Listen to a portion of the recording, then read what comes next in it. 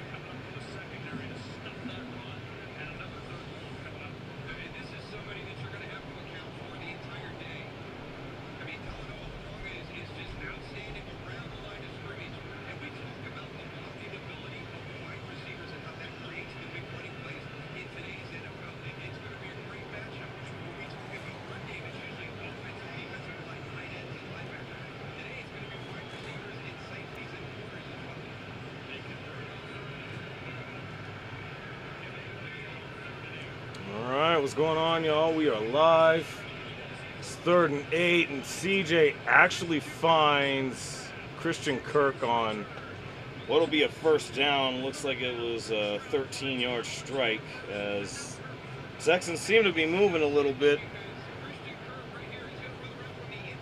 Let me see.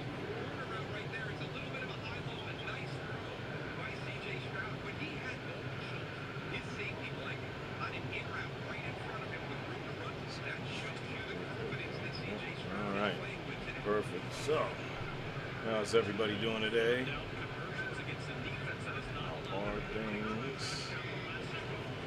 Alright, 1st and 10 on the Denver 39, and he actually scrambles to pick up a couple. That'll be to the 38.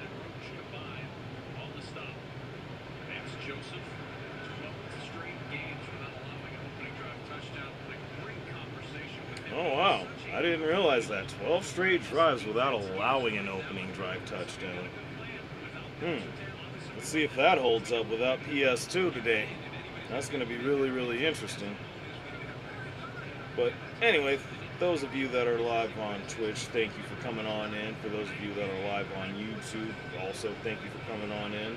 Hope y'all are having a great Saturday, or Sunday rather. Hope y'all enjoyed your Halloween. And if you're a Dodgers fan, congratulations to you guys.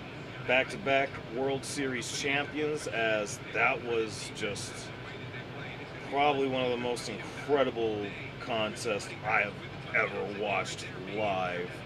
Certainly one of the more nerve-wracking ones that I've watched since probably Super Bowl... Oh, which one was that? I believe it was 54? If I recall correctly, the year that well, actually, I take that back. It was actually Super Bowls 51 and 52 back-to-back, because both of those were absolute bangers, with 51 being the Patriots coming back from 28-3 over the Atlanta Falcons. And then, of course, the following year, where they weren't as fortunate, fell to Nick Foles and the Philadelphia Eagles. I believe that was 30. No, that was actually like 41 to 33 or something like that. But either way, hell of a game that was, as the Texans actually convert on a 4th and 2. They are actually slowly chipping their way upfield. They're not doing anything overly dynamic, but they are finding some chip plays that they're able to get away with, some things that the Broncos defense actually is allowing here. But nonetheless, looking forward to seeing what we get out of this, of course. And now we got 1st and 10 on the Broncos 28, and I'm not quite seeing who that is initially. That looks like that. Okay, that's Woody Marks. I wasn't sure if that was Chubb or not. I don't remember whether or not Joe Mixon is available. I know they've talked a lot about Nick Chubb, so I'm thinking he's got to be the starter in this one. But they are going an awful lot to Woody Marks, and he is actually making some effective gains. As we got 8:25 and counting, 2nd and 5 on the Denver 24. CJ rolling out. There's a little bit of pressure, but he's unable to get it to anyone. Just throws it away at the feet of the tight end. Zach Allen is there, actually providing the pressure. Yeah, it's going to be interesting to see how CJ answers to the pressure that he is ultimately going to wind up seeing. You got the 2 best defenses in the league between the Broncos and the Texans right now, and this is going to be really, really interesting to see how all this unfolds. As we got 3rd and 5, 8:13 in the first still remaining. All right, pressure's coming again, and they actually get him down. That's Cooper, and nope, that's actually Zach Allen that gets there.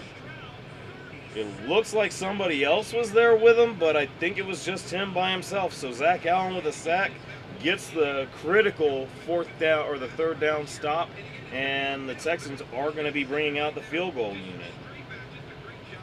Yeah, Cooper was there, but it was actually Zach Taylor rather that is able to bring him down. And that's interesting because there were at least 4 Texans that were right there. Kyer Fairbairn looking to make the 3-point attempt. Gets it up, and it looks like he hooks it. Wow. Houston gets no points on the opening drive. That's kind of crazy. Wow. Ugh. How do you miss that so wide right? That was beyond makeable. I mean, that's kind of crazy. You got to be able to make those. Either way, gonna step away for a sec. Be right back.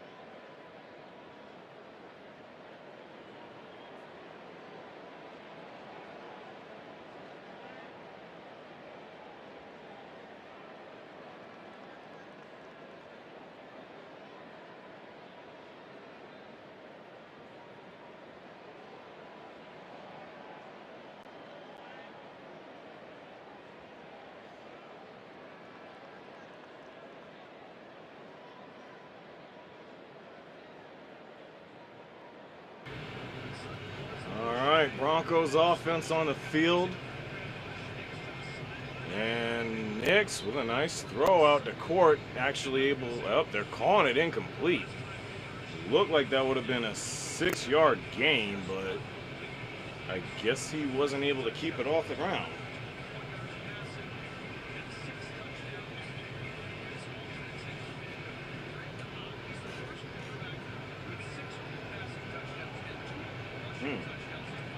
Wow.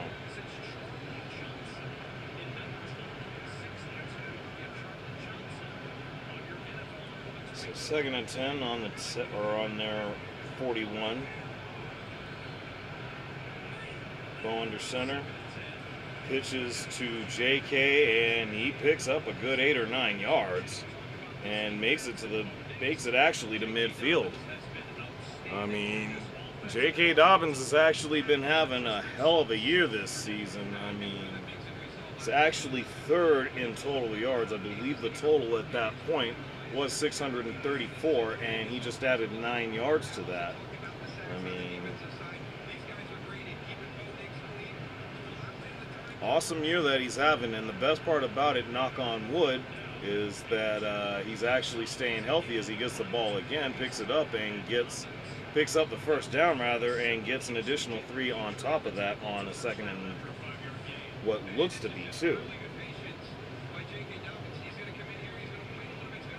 Yeah, but it was actually a nice little draw play that went between the left guard and tackle, and it's a nice little hole, good hezzy move. I mean, guy ain't no joke, as we got the debuting Mercedes Lewis in the game. The Broncos signed him earlier in the week, 41 years old. Actually came out of retirement. JK on the outside, counter move to the right, picks up another first down and maybe a little bit more. I mean, Broncos offense is actually running the ball quite a bit. I feel like we might be getting a big JK game in this one, and I'll be plenty happy about that for a multitude of reasons. But yeah, I'm liking what I'm seeing so far with this offense, moving the ball through J.K. Dobbins and doing so very, very effectively. Mercedes Lewis obviously paying dividends as he's brought in as a blocking tight end.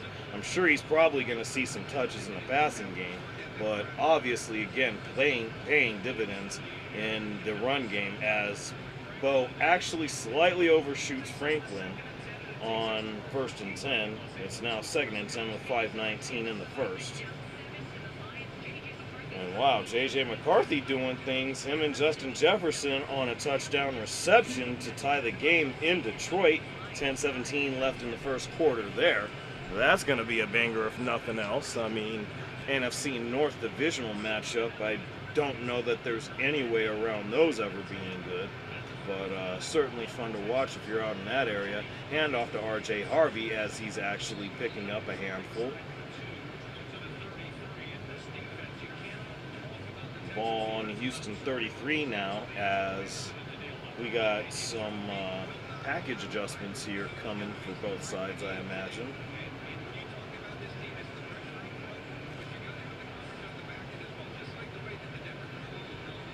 Yeah, I'm not going to lie. Looking at that Houston defense, that is an impressive bunch.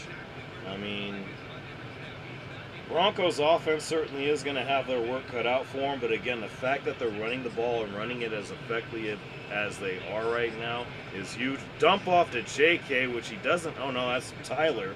He doesn't keep his feet and he drops it. So the Broncos are going to be looking to get the 3 on the board. Hopefully Lutz is able to get it, unlike Fairbairn, who actually absolutely hooked it so to the right that, I don't know, that it's kind of hard to believe he was actually that bad with that because he's normally pretty good with those. But either way, Will Lutz with a 51-yarder, and he's got it blocked. Wow. Denico Autry, rather, gets in for the block. So both defenses bend, but they do not break. No points on the board so far, with 4.5 or a little less than 4.5 remaining in the first quarter. Wow, what a start. Yeah, both teams actually move the ball rather effectively and for all intents and purposes pretty efficiently, but neither able to put points on the board. Wow. That's kind of wild. I mean, you got to figure points are going to be in a premium for a game like this today, just given how strong both sides are defensively. And again, you got to consider the fact that the Broncos are working without Patrick Surtain, yet they do have a very, very strong secondary, very underrated one. I understand most penalized secondary in the league, but certainly one of the better ones. I mean, granted, I would say, and I have been saying, best pass rush in football today, but the secondary is nothing to sneeze at, let's be perfectly clear. And I feel like that's really going to show today, but we're going to see. It's going to be a very, very challenging matchup, seeing as how the Texans did get back both Nico Collins and Christian Kirk, as at least Christian Kirk, from what I noticed, was very much effective on that first drive. Got a couple of the Texans' first downs and was very key for them in the early going here. I'm going to go about this a little bit differently, actually. At least you can get a deal on new shorts for Dan. Something a little more coverage. Let's see. Dad, what happened to the evil wizard? You're still thinking about that Bills game, huh? Try this. Still thinking about that Bills game. Sorry, Josh. Let's see how that works out later today. Alright, so. Alright.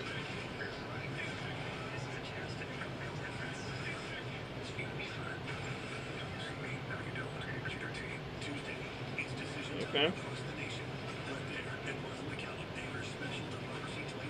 Oh, man.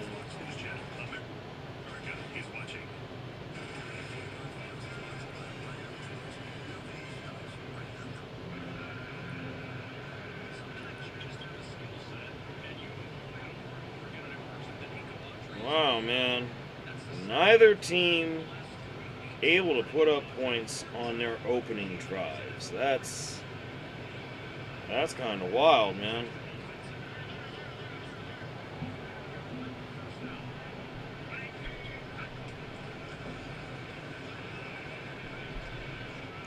Play fake by Stroud, but he actually ends up throwing it away. Nico Collins is in the area, covered by Riley Moss. Incredible work there. He just went after that shit like a man, baby.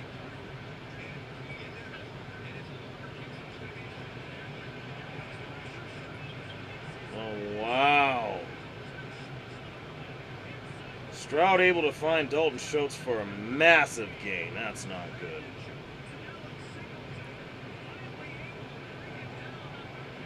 Wow, I don't know what happened there.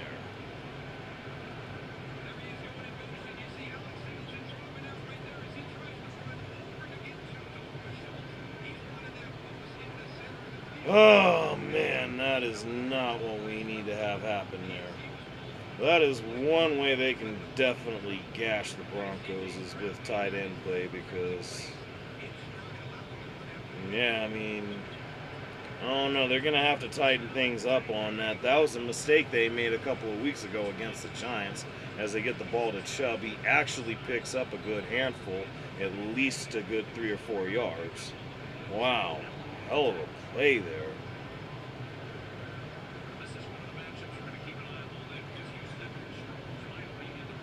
Wow. 31st in red zone defense, or red zone offense, are the Texans. Broncos defense number 1 in red zone. Something's definitely going to have to give here. 3 minutes and counting left to go in the first quarter. Stroud with a 2nd and 6 on the Denver 8.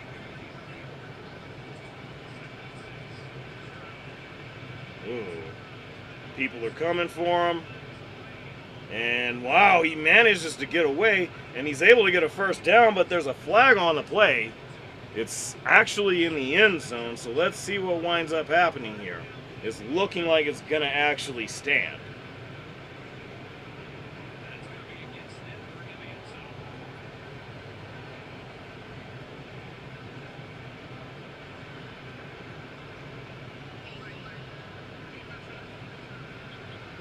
Wow, that's Brandon Jones. Damn. Well, that's certainly not what you want to see there.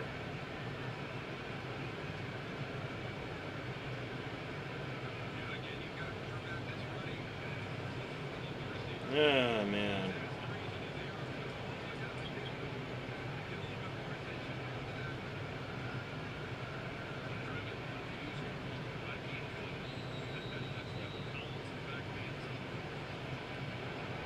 Oh, man. Not a very pleasing thing to see right now, but hey, it is what it is.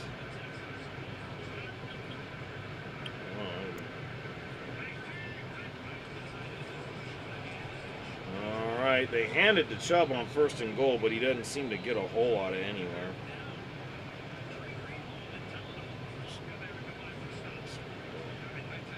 Greenlaw and Halafunga. Greenlaw is going to be very, very important for us today with Surtain being out. We didn't really miss him a whole lot with that 1-game suspension, which obviously was a bunch of bullshit, but, you know, it is what it is. Works out how it's supposed to in the long run. But nonetheless, 2nd and goal on the 1. They hand it to Marks, and I don't think he quite gets in.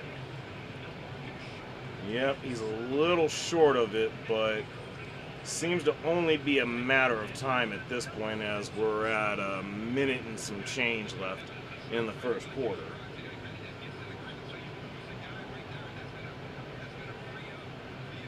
I don't know, that kind of looks like he got in, but it doesn't seem like they're giving him that call.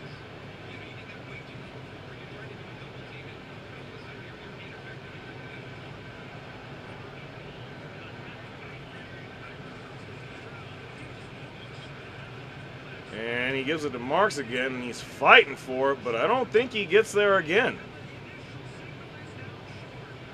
Wow. Broncos defense coming up strong here. On the goal line, we got 4th and goal on a half-yard line from the looks of it. Man. Oh no, that's Marks. They got it to someone, but either way, it's 4th and goal.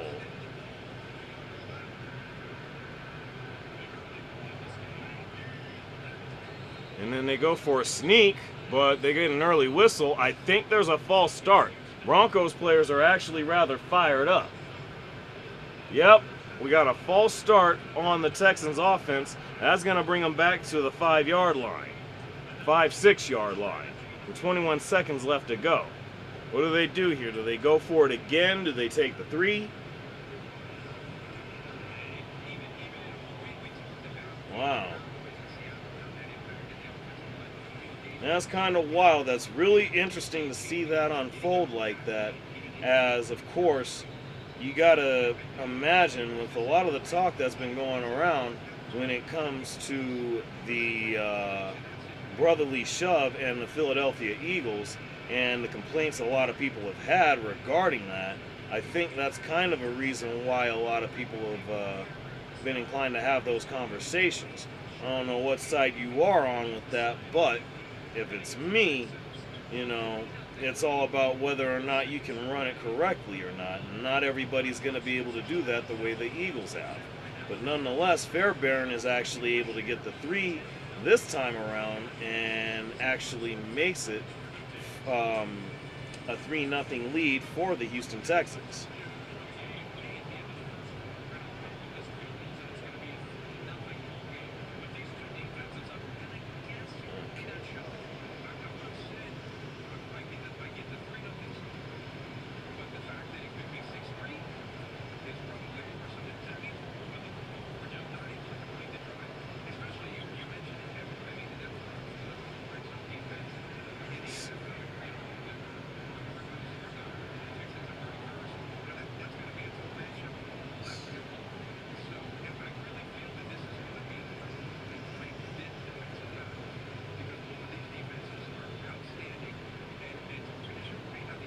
Actually, I kind of don't mind that. Let's see. Let's do this.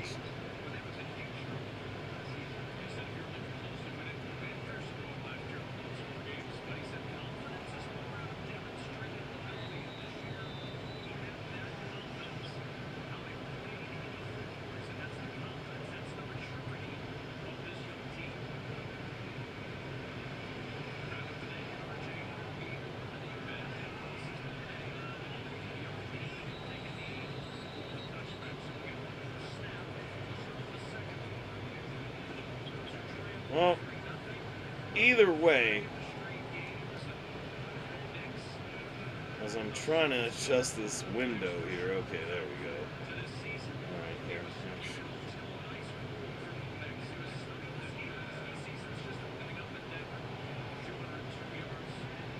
Bear with me as I'm making this adjustment and shit here. Hopefully y'all don't mind me too much with this. I'm learning all this as I go, of course. But yeah, really interesting stuff to see to start the game here as we get ready to go into the second quarter. 4 seconds left. Broncos snap the ball, hand off to JK, and he's actually not able to go a whole lot anywhere to end the quarter. So that's how we'll end the first. But really interesting stuff, and actually we'll get into that after the quarter break. I'll definitely be right back.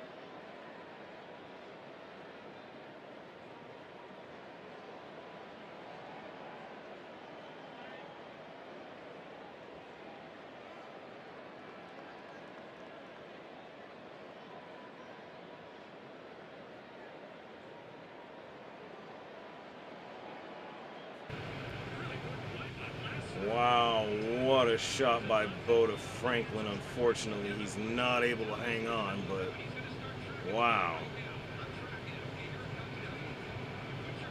I mean, it's just going to be that kind of matchup today. I mean, wow.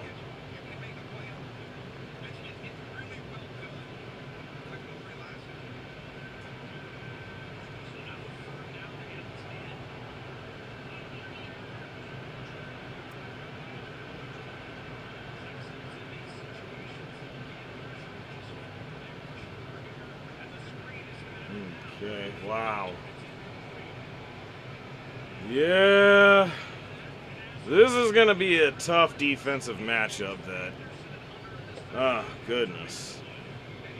It's going to be interesting to see how the Broncos pull this one out. I mean...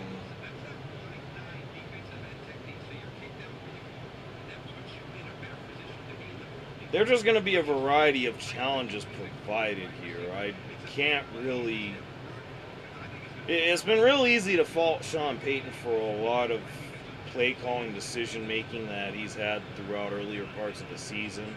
I think last week against Dallas was a night and day difference between the two things, and they actually lose yards on return. J.L. Skinner on the tackle there. Great special teams coverage there. That's going to be really, really huge. If he can actually be a factor on defense in addition to special teams, that'll definitely be tremendous for just all the obvious reasons. Pat Surtain not included, but man, to get a huge game out of J.L. Skinner would be something else, I gotta tell you. But nonetheless, Texans with the ball. It is going to be 1st and 10, and that, with Marks in the backfield, is on their 21 as they hand off to Marks. He actually managed to pick up a handful. Looks like he's going to be getting a bulk of the carries rather than it being Nick Chubb, because they're going to him quite a bit so far to start the game. I mean, I feel like Nick Chubb will probably get his fair share, but it seems right now they're going a little more to Woody Marks, and he actually seems to be finding things against this Broncos defense and may actually be a bit more effective right now. 2nd and 8, CJ in shotgun. He actually rolls out a bit to the right, finds Collins, but I don't think he's able to get it down in bounds. It is 3rd down and 8.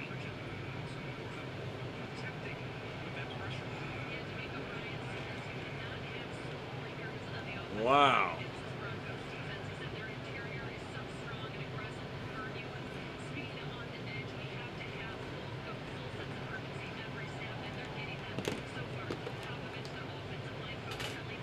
Yeah, I mean,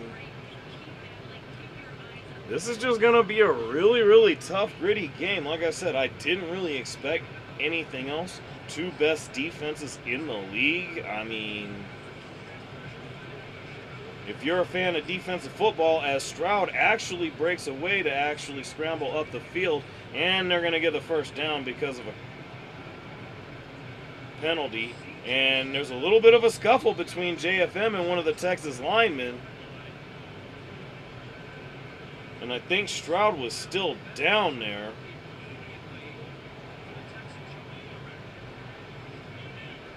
Although I'm not sure he wasn't selling, which is understandable, but oh no, he's actually down, so he really took a shot.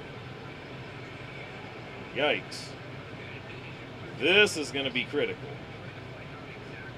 Especially if this winds up being a concussion. I don't know what this is going to mean for the Texans moving forward.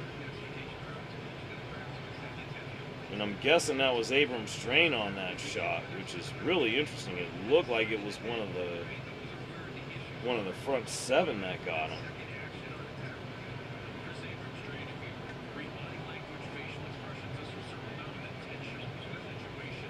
So it was Abrams' strain, as the commentators seem to be indicating here. Wow. That is really unfortunate. Oh, that... Okay, I can understand them flagging him for a late hit. He did give himself up, so that's fine. But he didn't lead with his helmet. He didn't target him. It was just incidental. And he's showing remorse. He did not want to do that to him. He just wanted to brace himself because he knew there was going to be collision. Oh, God, this is unfortunate. Hopefully CJ will be all right, but wow. Certainly something you don't want to see. Oh my goodness. I mean, Whoops. We say. That depends on what you're driving.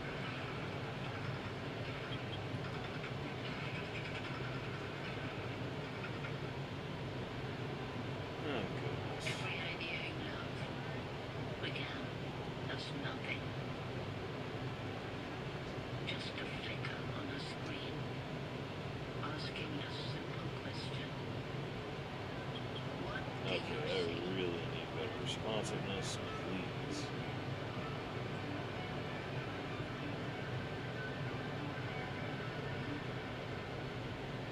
Let's see what that was. Sometimes the best beginnings start in life.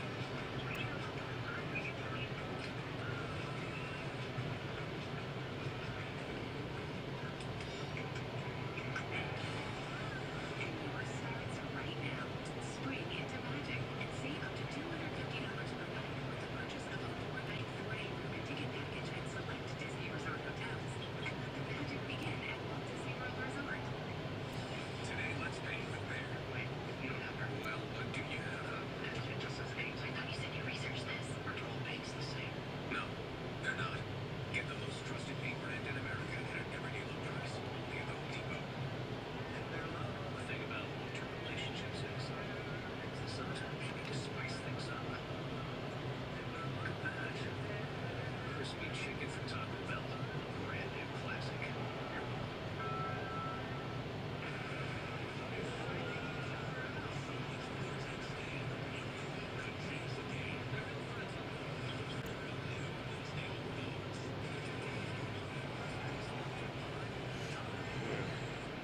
Man.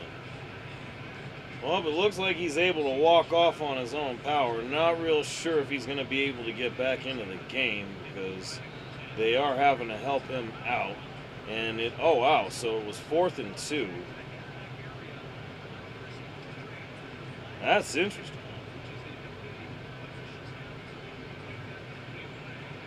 So they actually picked up the flag, okay. As I think that's Michael Bandy on the return, and he doesn't do a whole lot of anything.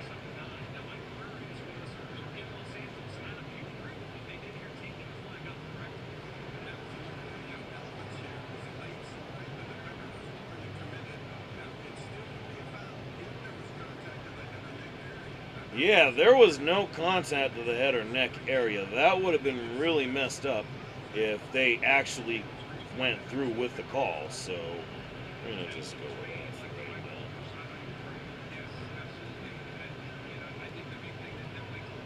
now. But nonetheless, Broncos ball down 3-0 with 13:30 left in the first half. And we got Texans cosplayers out there. All right, interesting. Broncos on their own 16.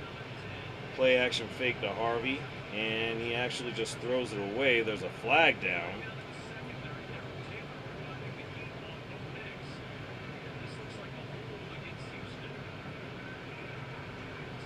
And this looks like it's going to be against Houston. Wow, no. But Ingram was there. How is that going to be intentional grounding? What the fuck? Y'all, what the fuck y'all think y'all trying to do here?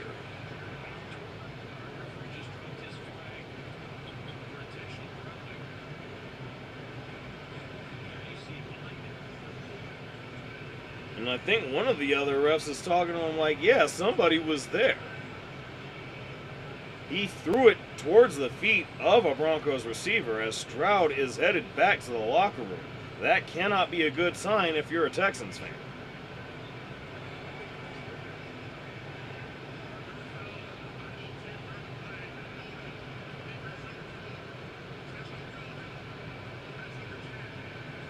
So they actually call the intentional grounding and the defensive hold. I don't agree with the intentional grounding. That is absolutely a hold right there.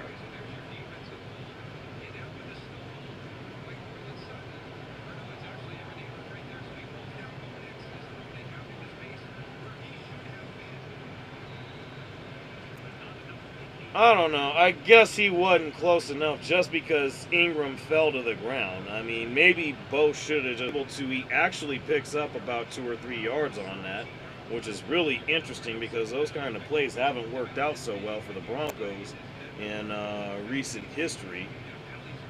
Pretty much, when I say recent history, I should see every game up until last week against Dallas.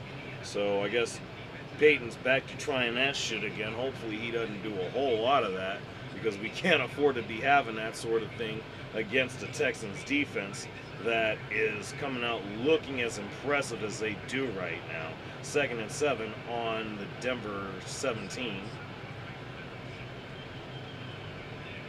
Oh man, pressure was coming, but Nix has someone and it's intercepted. Wow.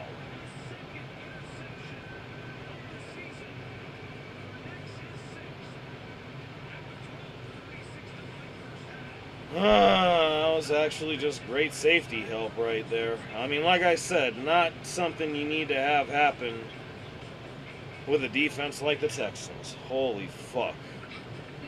Be right back.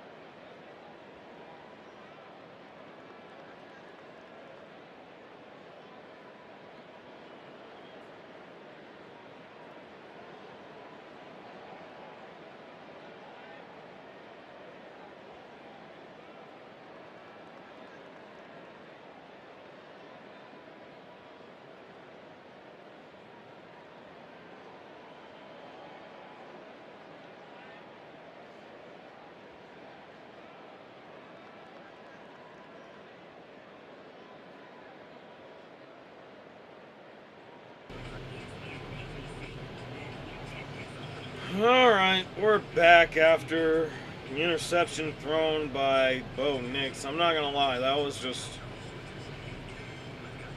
really good defense by the Texans. I mean, they were bringing pressure a bit. Well, I shouldn't say bringing pressure, but there was pressure coming, as I'm thinking that was Autry on the edge. He's going to be going against Garrett Bowles. And Bo knows that dude's coming. He gets it off, but the problem is it's a rush throw. And the safety, I believe that was Lassiter, is there to actually get the INT. And now the Texans have the ball on their 49 as it's Davis Mills in.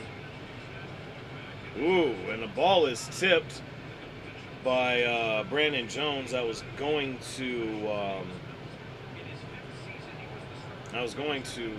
Gosh, I don't know why I'm struggling with his name right now. But tight end that made the big play earlier. That'll come back to me eventually. So 2nd and 10 on the Texans 49 right now. Right now, this looks like this is going to be quite the field position game. And pressure is coming. He's able to find Collins as Moss is on him, but now it's just a hell of a throw and catch.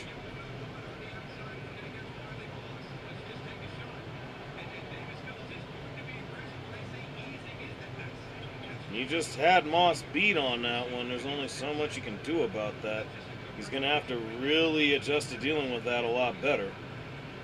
Oddly enough, I thought Nico Collins was going to be out, which is a little irritating because he is on my fantasy team, but of course he's actually performing well right now.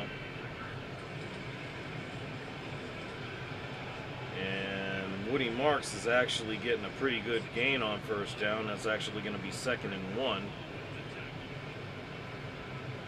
We need to be doing the same thing when we get the ball back with JK. Oh, that's actually Nick Chubb. I stand corrected, so they are going with Nick Chubb here. I'm pretty sure they're switching them out on packages between Marks and Chubb. Same as what the Broncos will do between Dobbins and R.J. Harvey. 2nd and 2 on the Denver 22. Webb hands off to Chubb, actually gets the first down and a little bit more. Yeah, this is definitely going to be one of those grinded outs to where there's going to be a lot of running and defense. I think that's going to be, again, something that when the Broncos get the ball back, they're just going to have to focus their attention to the run game and try to get the momentum that they were building with JK. I haven't really seen them going to him quite the same since the first quarter. So we'll see how that winds up going. 1st and 10 on the Broncos 15. They give to Chubb again, and he's actually pushing for whatever yardage he gets. He looks like he's able to gain about 3 or 4 on that.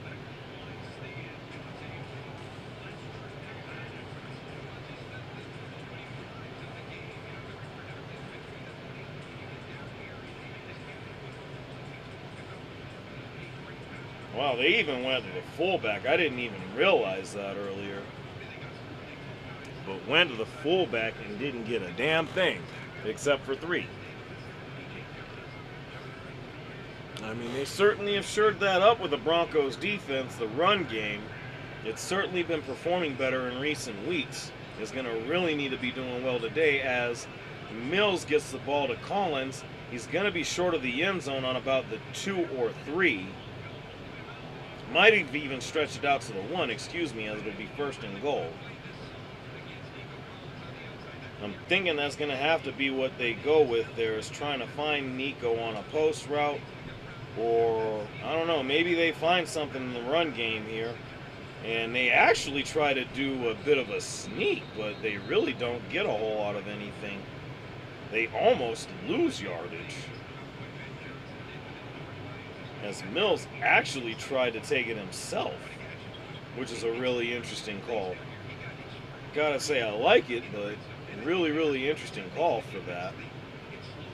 Let's see what they do from here on that. 2nd and goal on the Denver 2, I believe,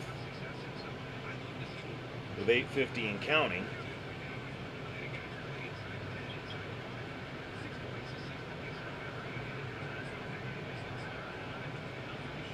All right, they actually do a shovel pass to Nico Collins, but he's not able to get anywhere. Flags are down, however.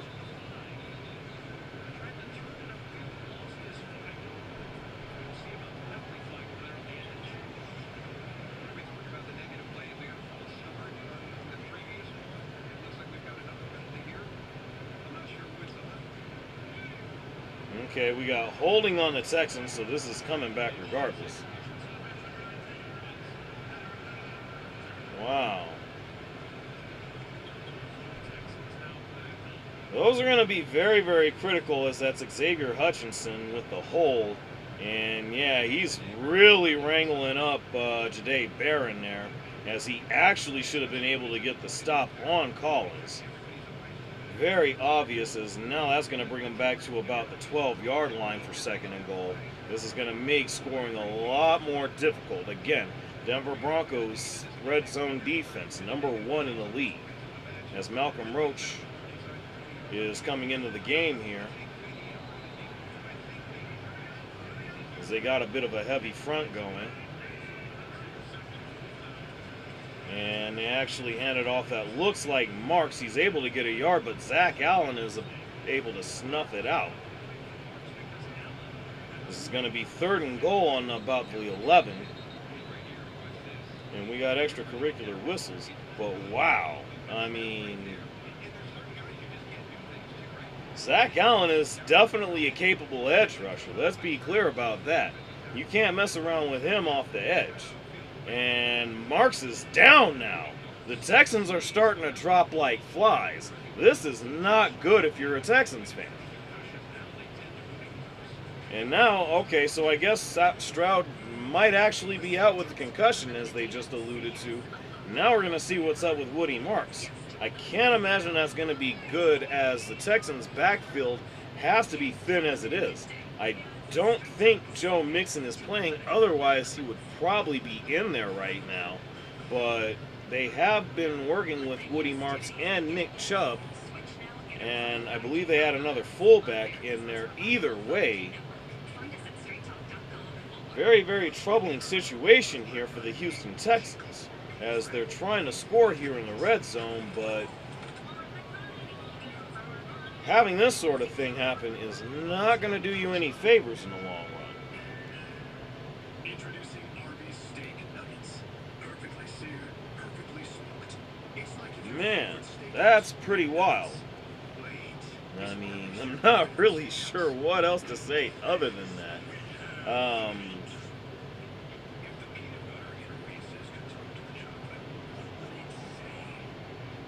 Man.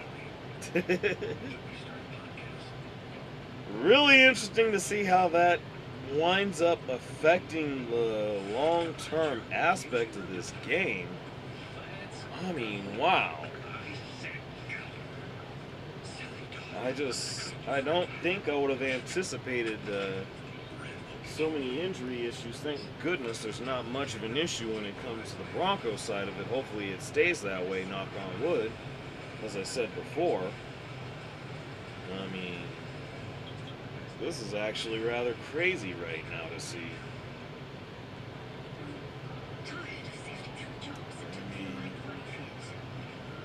Imagine being the Houston Texans right now, who are currently 3-4. Every win is going to be important, with the Colts being literally the #1 team probably in all of the NFL. And you want to get as much ground on them as possible. Same applies when it comes to the Denver Broncos currently being 6-2, as seeding is going to wind up mattering here as the weeks start to wane. Marks is actually able to walk off on his own power, so looks like he'll probably be all right, but we'll see if he's able to get back into the game. 3rd and goal on the Broncos 11. Davis Mills in shotgun.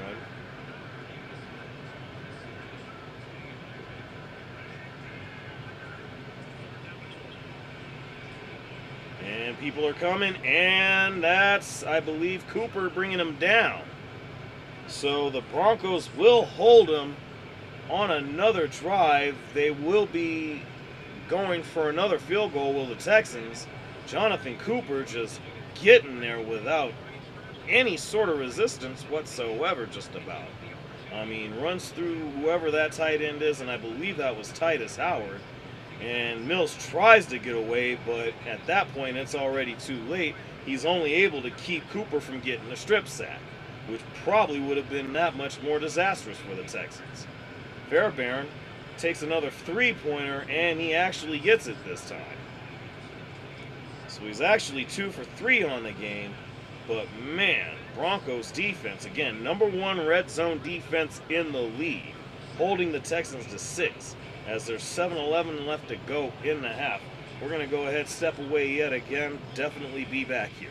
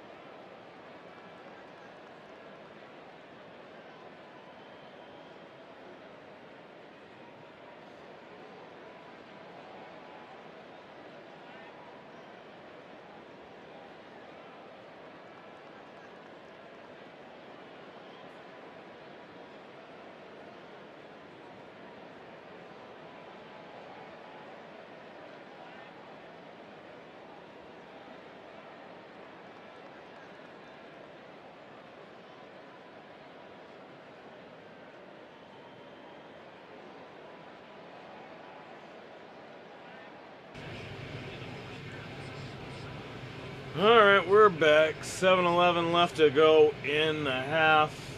Texans are about to kick off after being held to another 3-point effort. And it looks like that's Harvey that actually picks up roughly about 29-30 yards on that return. Might have been closer to 27-28, but either way. Gets to the the Broncos 30 here. I mean, not really much else to say, as I said before.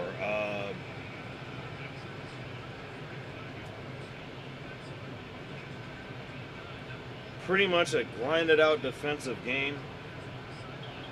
Got an empty backfield, which is interesting because I said before the Broncos are going to need to move the ball with running it, and they actually do so, throwing to the tight end as they find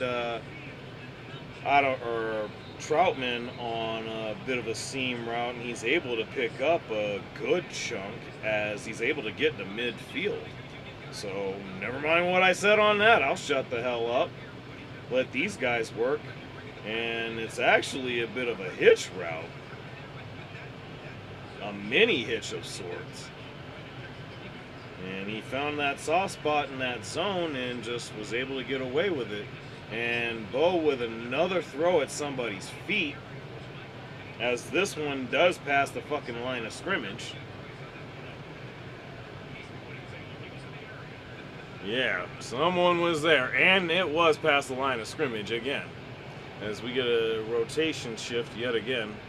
Can we get some running of the ball here, though? I really feel like running the ball again is going to be the best thing that the Broncos can do at this point, especially just trying to take whatever momentum they can here. And they actually do pitch it out. That's Harvey, and he's able to get about 4 or 5 yards on that, so not a bad play. Really good call for the Broncos there. And I misspoke earlier. Lassiter's the corner, but the safety that actually got the INT, I believe, is Bullock. So, slight error on my part there, but nonetheless, I believe we got a 3rd and 5, or 3rd and 7. Wow, okay. So I guess that was only a 3-yard gain by R.J. Harvey, but still a nice little play call.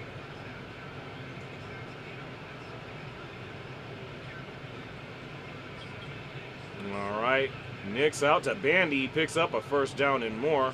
Again, finding soft spots in coverage and is able to get a first down out of it and a bit more.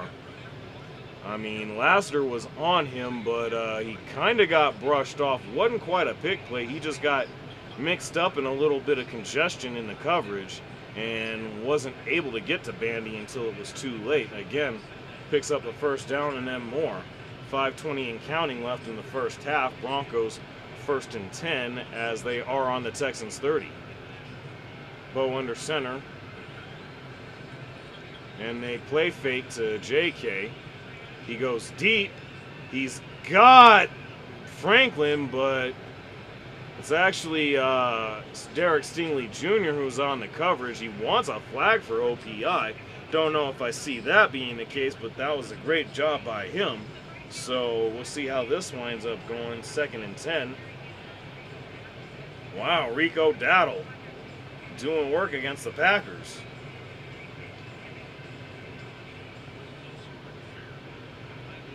That's going to be real interesting to see how that turns out. No, that was just a lot of hand fighting. I don't see where there was PI on either side. 2nd and 10, Bo in the shotgun. Actually goes deep again, overshoots Ingram. Had Ingram a clean shot that probably goes for 6, but he overshoots him just slightly. Wow.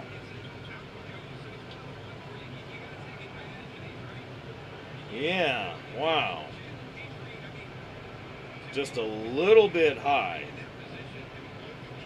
If he just gets that a little bit more on target, there's no way that's not a touchdown. Well, 3rd and 10 again, Texans 30.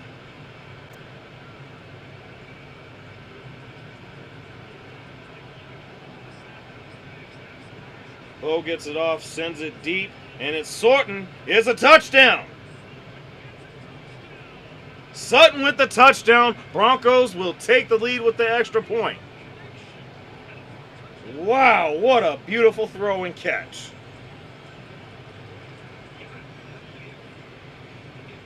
Man. Wow. Double move, gets Stingley. Is able to beat him enough, and wow, excellent placement of the throw. See, that's the kind of throw that if that had been the throw he made to Ingram on the previous play, that's already 6, now 7 on the board, as the Broncos take the lead with 4:52 left in the first half. What a play. They didn't have the good safety help on that one this time. Broncos up 7-6. Will definitely be back.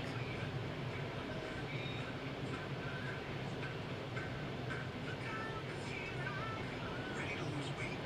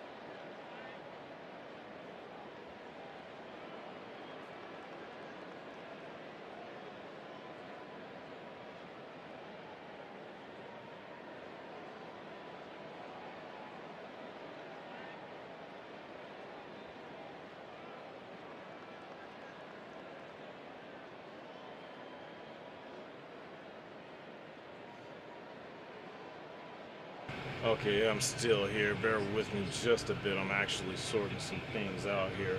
That was a hell of a throw from Mills to Collins, and he takes just as much a hell of a shot just then.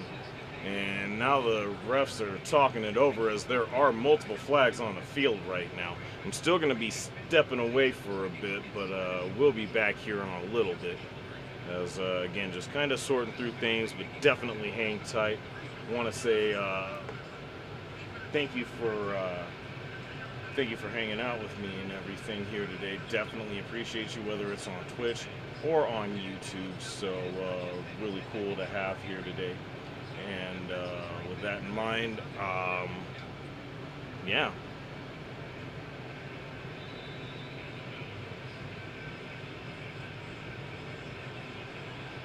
Okay, that one was definitely helmet to helmet there.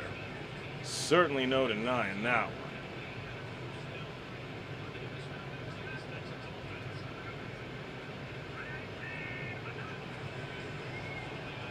Oh my goodness.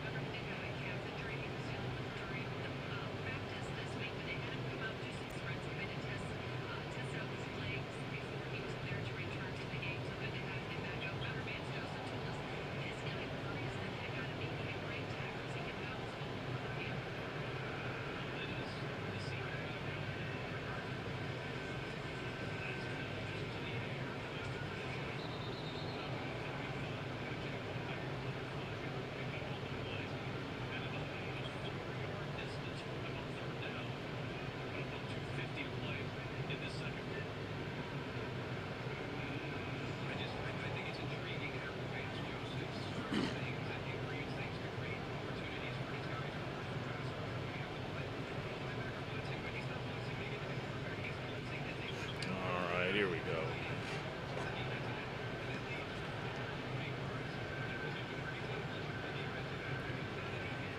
Third and 4 on the Denver 35, and Davis Mills is able to find Dalton Schultz. That's the name I was thinking about earlier that I couldn't think of. He's able to get the first down and a little bit more. Will be on what I believe is the Denver 25. No, the Denver 20. No, actually, yeah, Denver 29 actually. As Texans are coming through with a bit of a strong response to the Denver touchdown, as the Broncos call their first timeout with 2:20 left in the first half. Do want to give a real quick shout out to Travis the One, as he is following on Twitch. And let's see here, I also believe, if I'm not mistaken, we'll go ahead and see if we can find this here.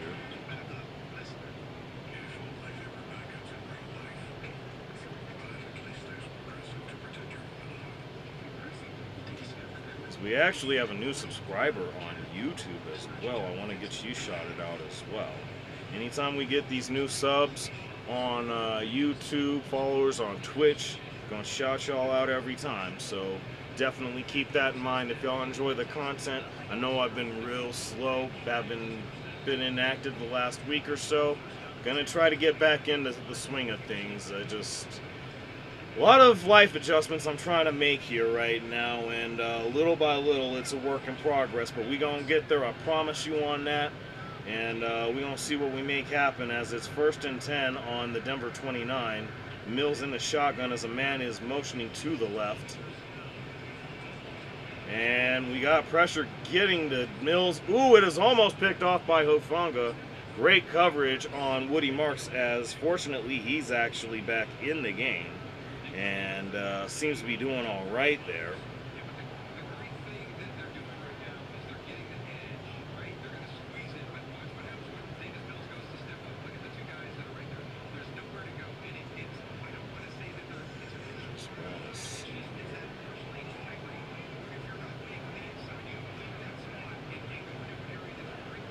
Latest subscriber, which looks to be Jenny Galliano, so shout out to you.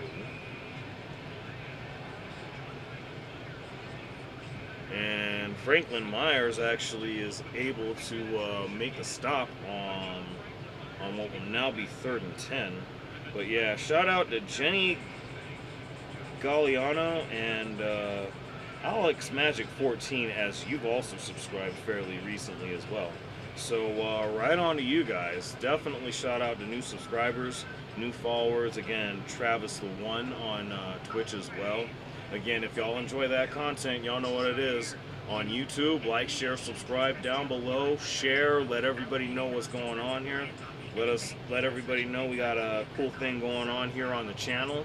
And of course, yeah, as I'll actually be right back.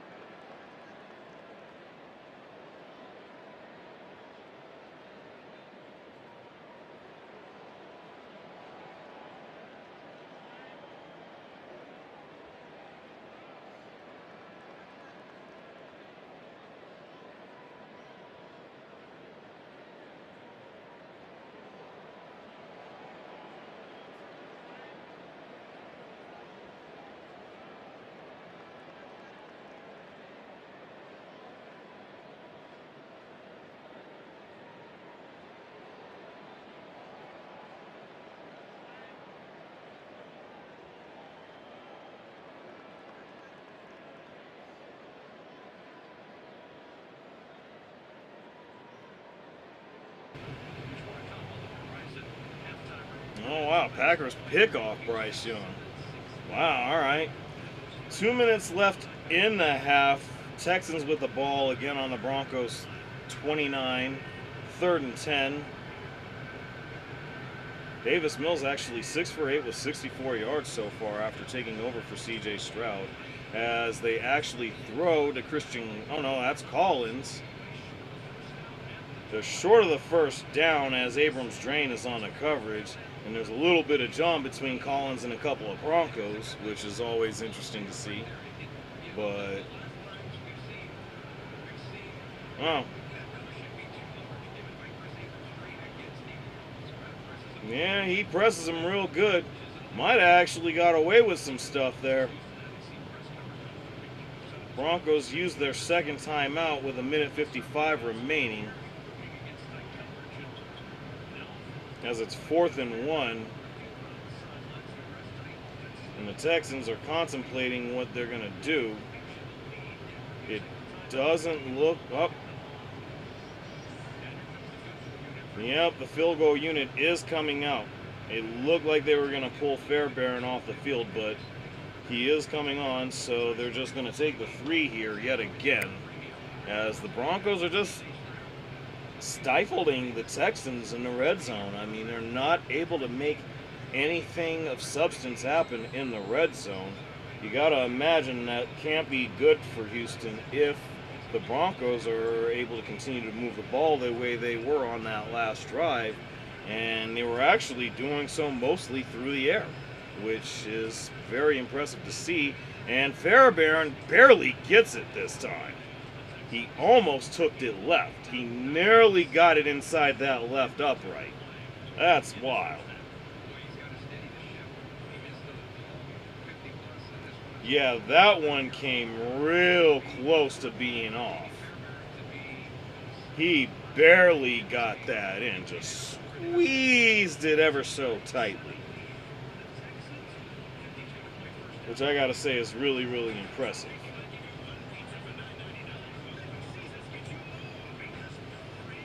Yeah, hopefully for them, this is one of those situations where they don't have to settle for field goals. But yeah, if the Broncos are able to move the ball like they were just on that last drive they just had, and they did it again with passing, which is really, really impressive to see from the Broncos, given the offensive woes that we've been seeing throughout the season, up until again last week against the Cowboys. They're actually performing a little closer to that today, but we need to see if they can be a mix of that in of both passing and the run game. See, that is just so paper thin. You can't get it any closer than that. As the Texans kick it off, and that is Bidet that actually downs it in the end zone. So we're going to be getting the ball on the 25 here. As the score is 9-7 Houston currently. But we're going to see what winds up happening here.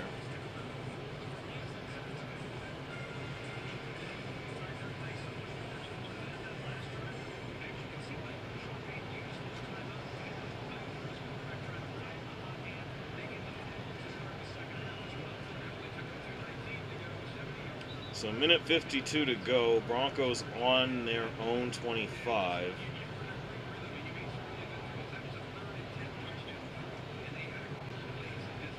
Wait a minute. Am I tripping, or are they actually on...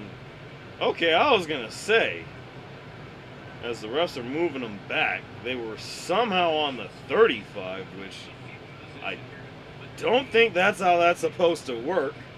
I mean, not that I would have been mad about it, and it's actually on the 20. I was pretty sure that went to the 25, but okay. Ball on the Denver 20.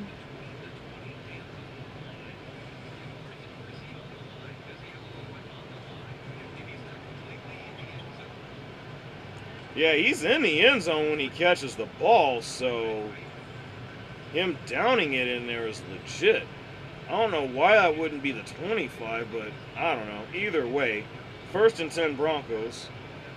Ball in the shotgun. He actually dumps it off to Bidet, and Bidet's actually able to pick up what looks to be about 7 or 8 yards. As they're moving with a bit of tempo, 1:35 and counting left.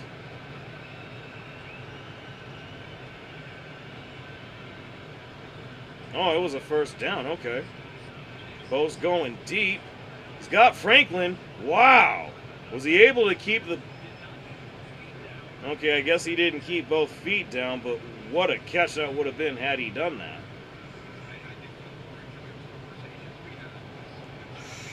Yeah, he actually ends up getting the second foot out of bounds, so that is incomplete.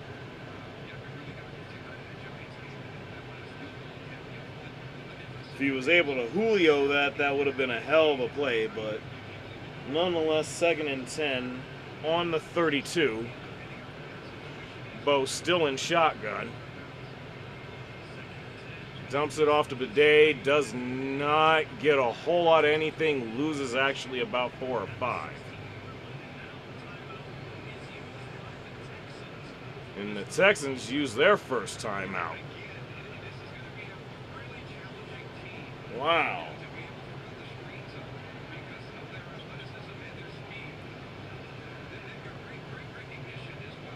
Yeah, I don't particularly like that call. The Texans absolutely had that snuffed out.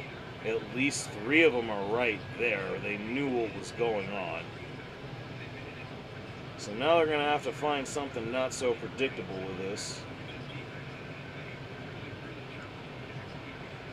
As there's a 1:19 left. Houston with 2 timeouts. Denver with 1. Yeah, so many screen passes, and I'm pretty sure that's by a mile. Which is really, really stupid, but anyway. Nick's rolling out to the right. And he actually gets it off. He's throwing it deep, and it's almost intercepted by Lassiter. Franklin is the intended receiver, but there's a flag apparently.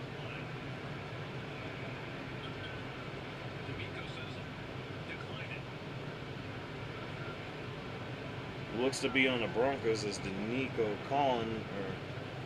Ryans is saying decline it, as I understand it anyway.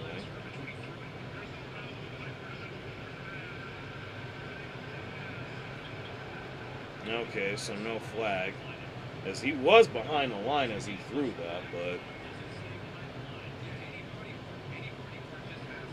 yeah, and he's got plenty of body behind the line as he throws it, so really it doesn't matter as the pass is incomplete. Broncos are actually going to be punting.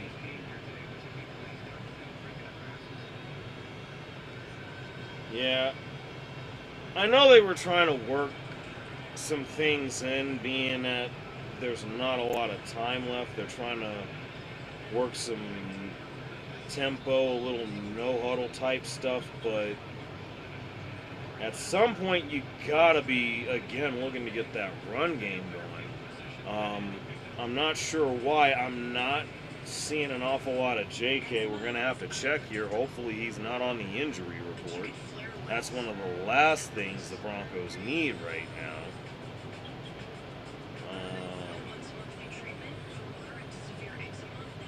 Because it's almost halftime.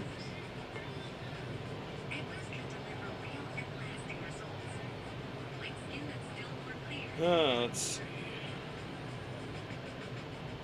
If you're allergic to Eplus, allergic reactions can occur that can be severe. Eye problems can occur. Tell your doctor if you have new or worsening eye problems. You should not receive a live vaccine when treated with Eplus. Before starting Eplus, tell your doctor if you have a parasitic infection. Clear your skin. And he's still the leading rusher for Denver right now with, actually for the whole game, 24 yards, but only 4 carries.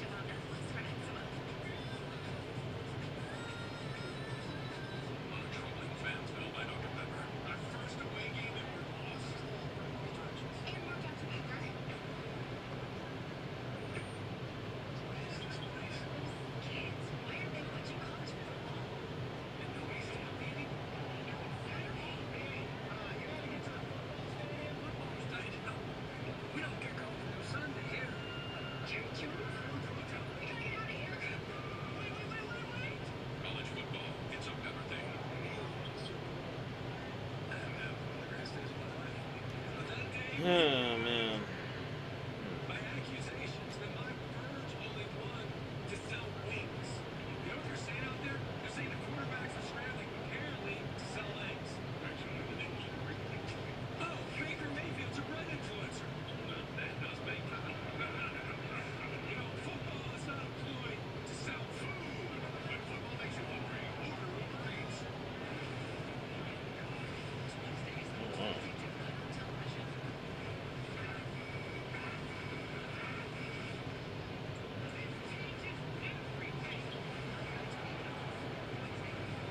I didn't realize Marvin Mims isn't playing. That is huge.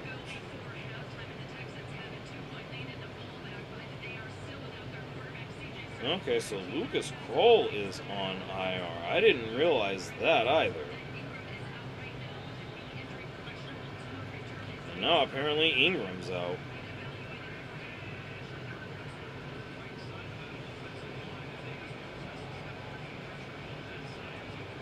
Wow. First and 10 throw by Mills is incomplete. Damn, so I guess Evan Ingram's now out with a concussion. That's wonderful news, to say the least. Benito almost gets to Mills there, as he just has to get it away.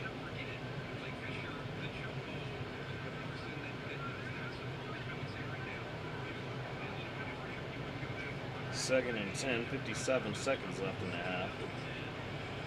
And Allen's about to get there, as is Franklin Myers. Mills gets it away, and it's incomplete. I mean, wow. I don't know any other way to say it. Best pass rush in football. think it's pretty evident as we're seeing right now. I mean, you can't really get too much better than this.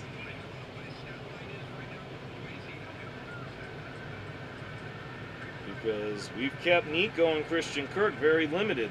They've been able to get theirs, but they're not doing a whole lot with it as they get a screenplay of their own going at Collins, and they're going to lose yards. I'm pretty sure that's going to be where the Broncos use their final timeout with 46 seconds left. As, interestingly enough, Texans go for a screenplay to Collins, and it gets snuffed. Wow. It looks like they try to get some blocks with Noel, but Ellis and Abrams-Drain are both there right away. Man, what a play. What a defensive stand by the Broncos. I mean, just hell of an effort right now. I don't know any other way to look at that. 4th and 11 as the Texans will be punting. Wow.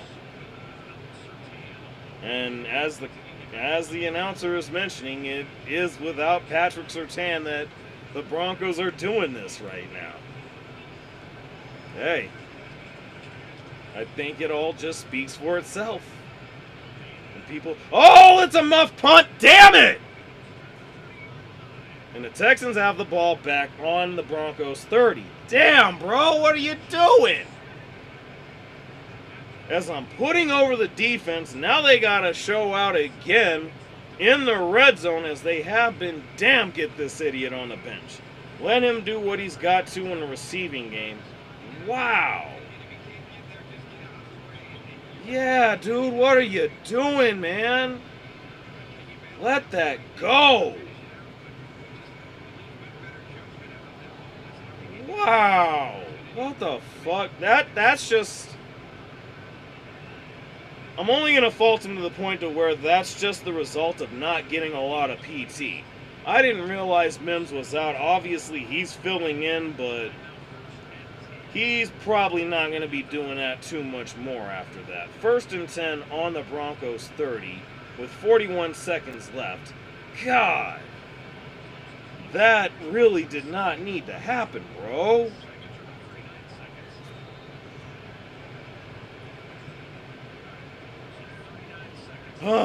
Anyway. Well, I guess it's adjusted to 39 seconds now. So they snap the ball, get it over to Hutchinson, which gains about 6 yards as he gets out of bounds. I don't know why. I'm pretty sure he got out. But I guess better safe than sorry. I mean, I didn't see anyone touch him down in bounds, as it'll be 2nd and 5 on the 25. God, that's unbelievable. At the very least, they're going to be able to put up another 3 after pressure actually got there just real well. I mean, it's either Zach Allen or Franklin Myers. And then there was that play where they stuffed Nico Collins, and then you ruined that by muffing the fucking punt. Either way. 2nd and 5, 33 seconds left.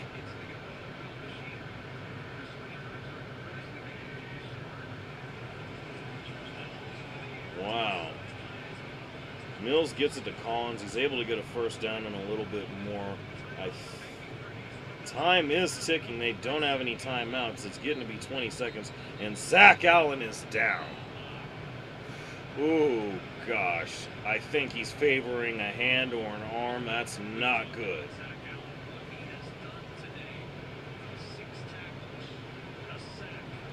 He looks to be in pain as there's 19 seconds left in the half. Oh, my God. As if the muff punt wasn't bad enough. Oh, wow.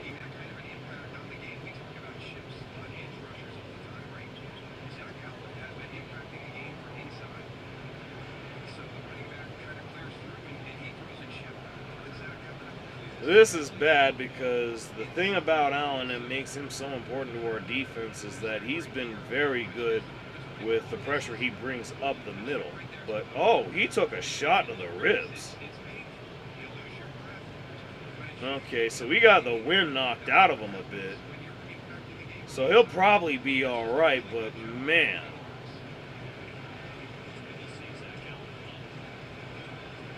He's getting off the field on his own power. He is going to have to miss a play, but wow. He did take a bit of a shot there. And I guess they put 4 seconds back on the clock. It's 23 seconds left in the half. As Allen is coming off the field, but he looks as if he's going to be okay, which is great to see. But wow.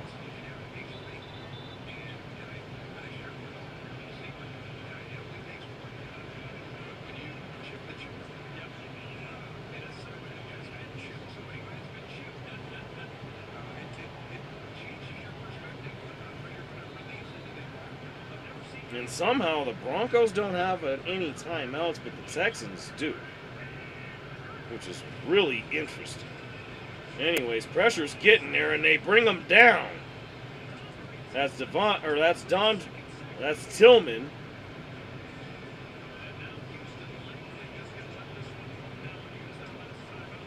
And I think they're going to take the 3 here with the time running now. Wow. And he tried to jump over all that congestion to avoid the sack there, but Tillman actually still brings him down. That was a hell of an effort by Mills, I'm not going to lie. But, man, Texans use their final timeout with 2 seconds left as they're going to actually send Fairbairn and the field goal unit out to try to extend this to 12-7. Broncos will get the ball at the start of the second half, however. Thing is, if the Broncos are able to score on that first drive, I got to imagine they probably go for 2 to make it a 3-point game. But Fairbairn, 2nd and 14, gets it up, and he barely gets that one. He barely gets that one. Wow. All right, well, they're able to get the 3 on the board. 12-10 or 12-7 Texans.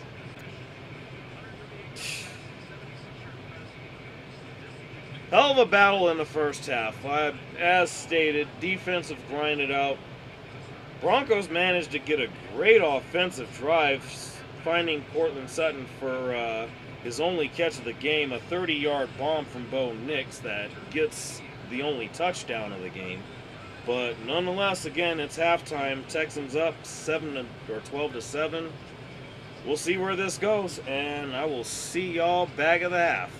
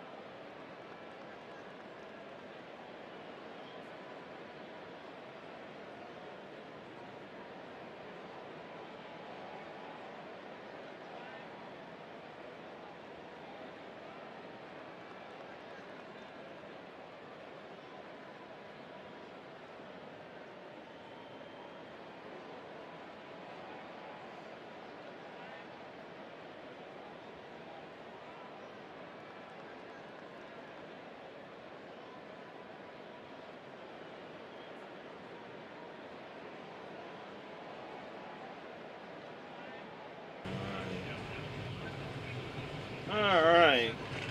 The interesting thing I noticed is they were showing a little progressive game flow first half highlights package.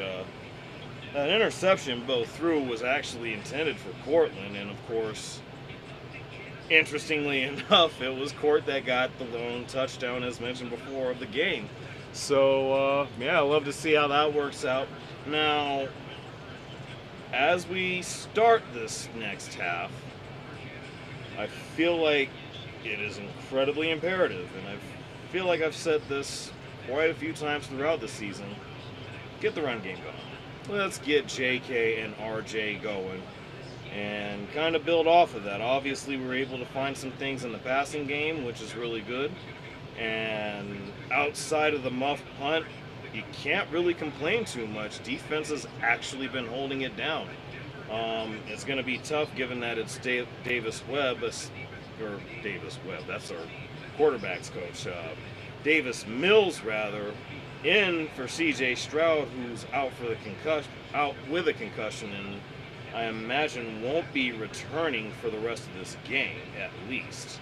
We'll see what that winds up meaning for the Texans in the games to come. But, of course, right now, with the Broncos about to get the ball to start the half here, I just can't say enough of it. We got to get a mix of run and pass here. I mean, a really good mix. If JK is still available, which I'm imagining he has to be, I need to see a bit more of him. I need to see more RJ. Hell, I'll take more Tyler Bidet if it has to come down to that.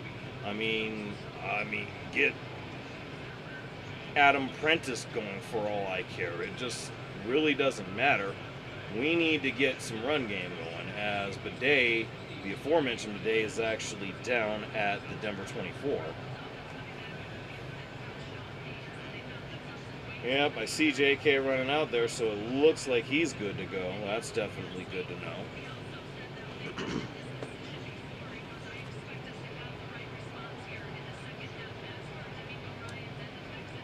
Oh, man.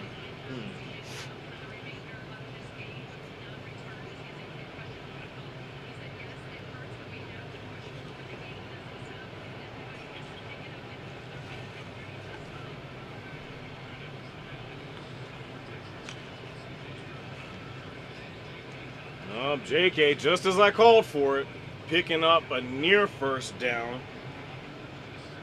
Gets to about the Denver, I'm thinking that's the 39.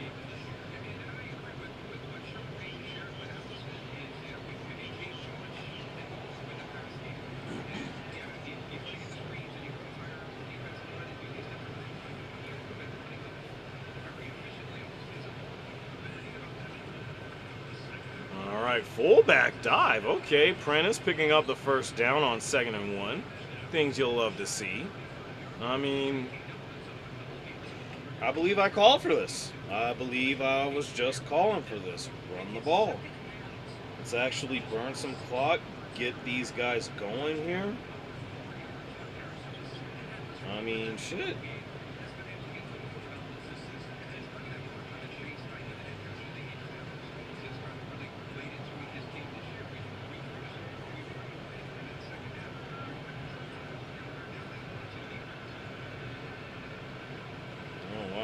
Yeah, Franklin motioning as if he was heading to the backfield, but pressure is there. And a number of Texans are, as is Will Anderson. And I believe that was their inside linebacker, Xavier. I'm not even going to try to butcher his name.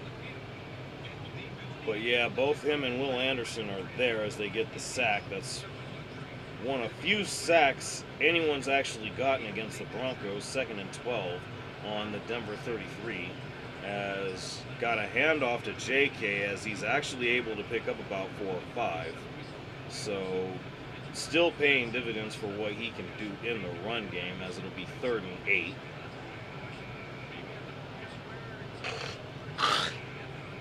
Excuse me. Got to get those out as much as I can. Oh man, this has actually turned out to be really, really interesting now with this situation here.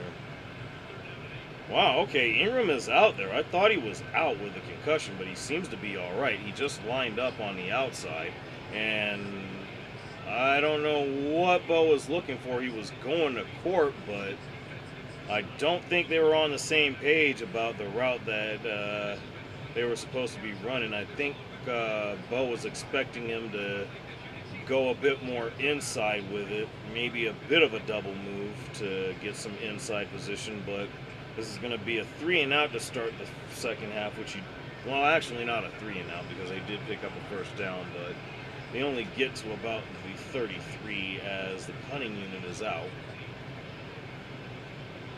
Yeah, certainly would have liked to have seen a bit more, but not terribly surprising. Again, this is a really tough Texans defense. As they get the ball on the 10, I'm thinking that's Noel. He's out of bounds. He's out of bounds.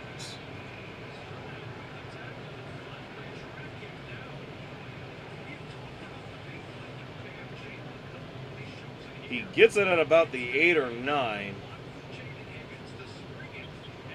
But he's out of bounds somewhere there. I think they're going to look at that and bring that back. But it was a pretty nice punt return by Jalen Noel. Not exactly the start to the half we were hoping for, but this is a situation we've seen with the Broncos in the past. I mean, it's actually similar to what happened against the Jets out in London. So, not really anything to be too concerned about. Just got to get some things tweaked here and there, but little and little, I got to imagine it'll get figured out. And, yeah, just, again, every bit of what was to be expected. It's going to be a defensive battle. Nothing's going to come easy. Now that CJ Stroud's out for the rest of the game, you got to imagine the Texans defense is probably going to be a little bit more relentless now, just for the fact. And given that they currently have a 5-point lead, they're going to do everything they can to hold it.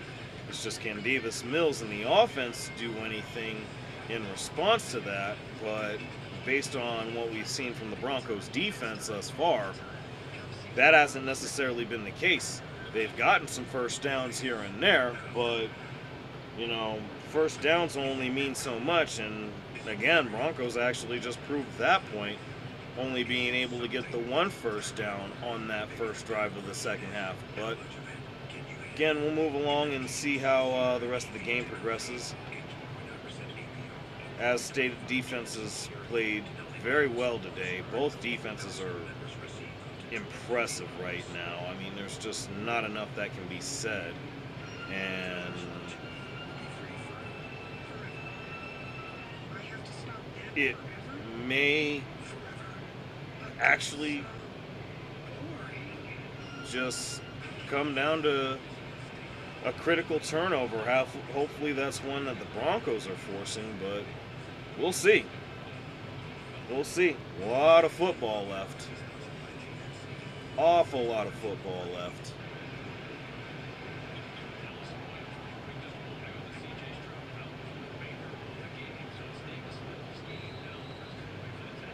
Yep, they're reconfirming again. CJ out for the rest of the game with a concussion. 1st and 10 on the Denver 47. Nick Chubb actually picks up about 4 or 5. If him or Woody Marks are able to actually break something, that could be very, very significant for the Texans here, as they're going to need everything they can get, same as the Broncos. But again, a lot of things offensively have been pretty tough to come by for both sides, so we'll see how that actually works out. We got 2nd and 6 on the Denver 47. Or correct me, it's a 48. Davis actually does find Xavier Hutchinson. He's able to pick up about 15. Oh, I guess it was 24, excuse me.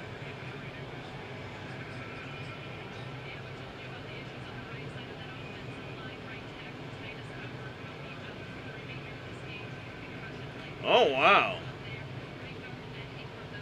Wow, that's two offensive linemen that are out. One also with a concussion, much like CJ Stroud, and another with a shin injury. Damn. Wow. And yet, the Texans are still pushing. Chubb actually getting about 4 or 5 yards.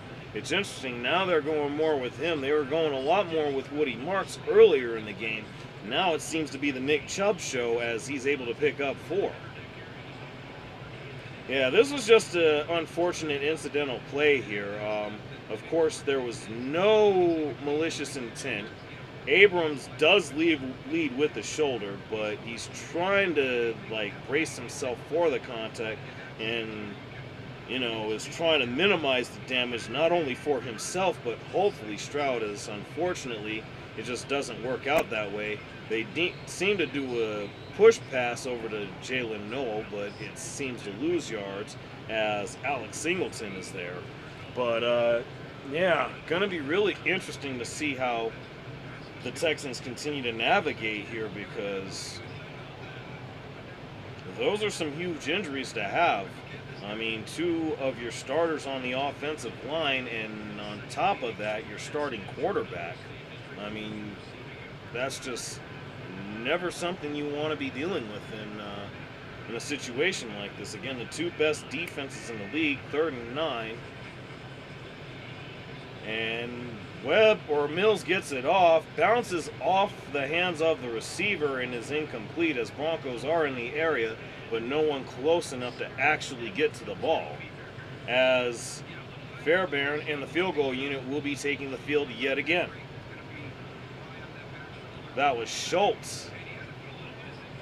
And he was not able to get his hands fully on the ball, as it's fortunate that none of the Broncos secondary were able to come up with that, as that would have been a huge turnover. Instead, they are able to come away with a field goal, provided that Fairbairn doesn't hook this, and he actually gets it.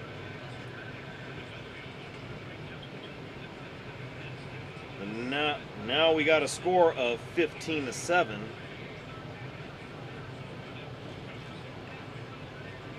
And yeah, this grinded out, still continuing to be very, very grinded out. Hopefully for the Broncos, they're able to get something here. Something I would love to avoid seeing with the Broncos is situation years ago where they went into St. Louis and got the only touchdown of the game, however, ended up losing by, I believe it was a count of 21-7 to the then St. Louis Rams, as they got nothing but field goals. So hopefully we can get some more points on the board and avoid that being the case. But again, offensive success not very easy to come by for either side. It's at least not in so much of an abundance, but all the same, still anyone's game. No bars intended, but bars all the same. See, that's just what I do somehow. Unintentional bars, but anyway, still anyone's game here. With, I believe it was roughly around 9 minutes, actually 9.5 left to go in the first half. Oops. I'm going in the wrong shit, 9:18 to be more exact. But, either way,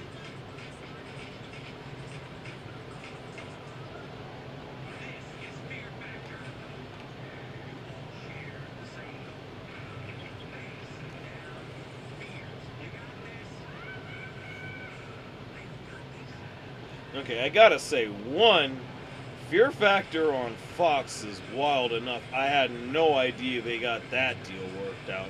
And 2, Johnny Knoxville instead of Joe Rogan. As wild an idea as it is, actually seems like a really, really solid fit. That should actually do pretty well ratings-wise. How will it compare with the original incarnation? Only time will tell, but I gotta say, that's a very interesting dynamic there.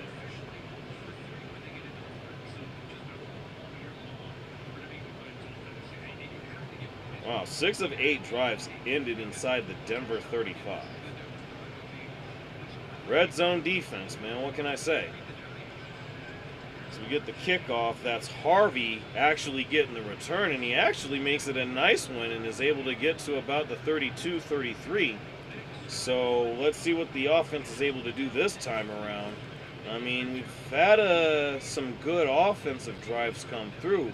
One where we actually should have been able to at least get a 3, but a great specials team play by Danico Autry kept that from being the case. And of course, Cortland's able to find, or Bo was able to find Cortland on a nice double move route for, again, the only touchdown of the game.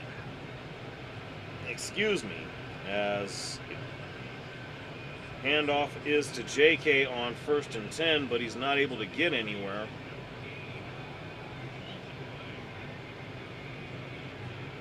As the Texans defense was ready for him this time around. So they're going to have to find some ways to get some mixing up of going inside, going outside, maybe some off-tackle stuff. We're going to have to work some things in there, though, and see if we can't find some soft spots in the zone the way that we have been in the first half. I mean, got to be able to do that. As we get an end around that gets snuffed out, that's going to Franklin.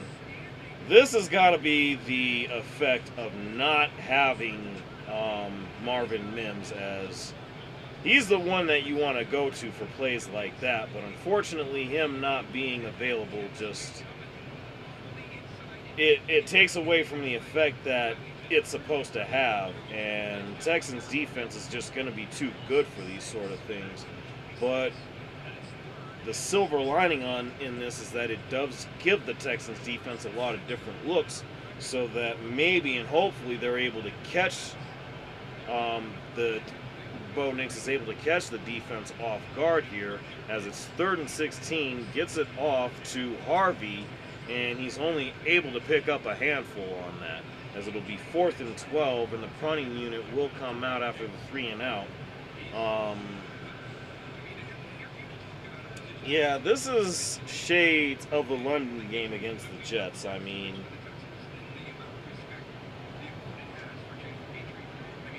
their defense is every bit, it's actually better, clearly, again, as, one of the 2 best defenses in the league right now that are on the field as we speak. But, I mean, it's literally a lot of those same things all over again. And so far, that muff punt being the most critical play so far, as Noel actually is trying to make something happen, only seems to gain about maybe 8 or 9 yards on that. There is a flag down, so it may be coming back.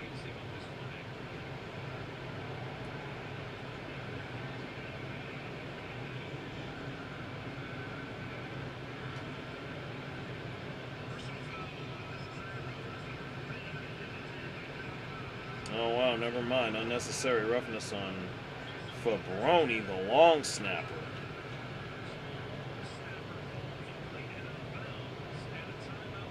Late hit out of bounds. Wow, that's certainly something we don't need. Oh, that's going to be huge. Oh, boy. So they're probably going to have another drive where they get inside the Denver 35. Bars again, by the way, but yeah, that's just not what needs to be happening right now with the Broncos offense. And there are clearly some really bad special teams mistakes that, are really not very helpful right now. That muff punt again earlier got them in field goal range, so that they were able to get the lead to 12-7. Now it's 15-7, and they're probably going to have really good field position off of that late hit penalty. I mean, special teams kind of shooting us in the foot there, specifically in the punting game. But again, still a lot of football left to play, and defense has been doing really well. If they're able to force a turnover somehow, that would really be helpful. I think that's something that Broncos could really use. Called for it against the Giants. We were able to get it. That ended up leading to a win. So if that could be a thing here, obviously that would be very, very important. Another silver lining to keep in consideration, Broncos have won 2 out of the last 3 games when being down going into the fourth quarter. So should this continue the rest of the way of the third quarter here, now you really got to get to a point to where it starts really getting tense, especially for both sides. I mean, no matter how you slice it up, but you got to figure with this defensive struggle, something's bound to give one way or another. And we'll see which side it's going to be. Now, again, that advantage should come in the form of Davis Mills being in for C.J. Stroud, now out with a concussion.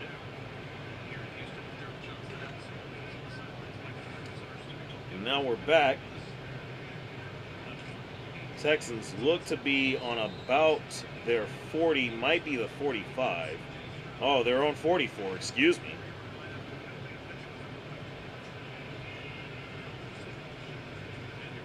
Hand off to Woody Marks as he bounces to the outside left and actually picks up about 5 yards.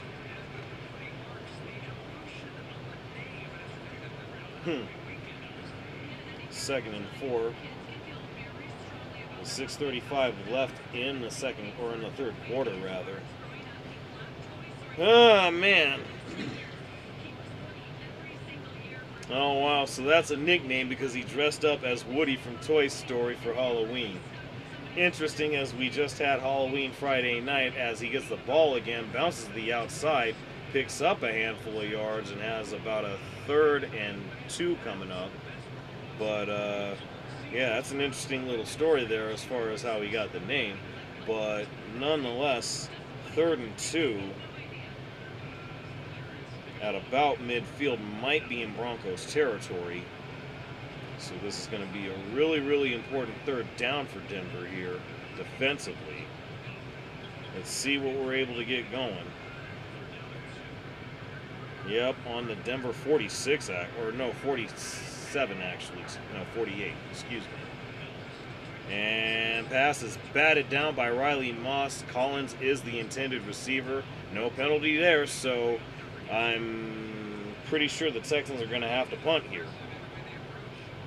Wow. Yeah, that's just fantastic work by Riley Moss. No flags on the play there. Can't say shit about that one. Can't say a damn thing there. Wow. Great play by Riley Moss. And he's fired up. You'll love to see it. Let's go. As the Texans punt, Bandy back makes sure he catches the fair catch, thank God, as 2 Texans are basically within his breathing space, as Broncos have the ball at about their 17, and we'll be back.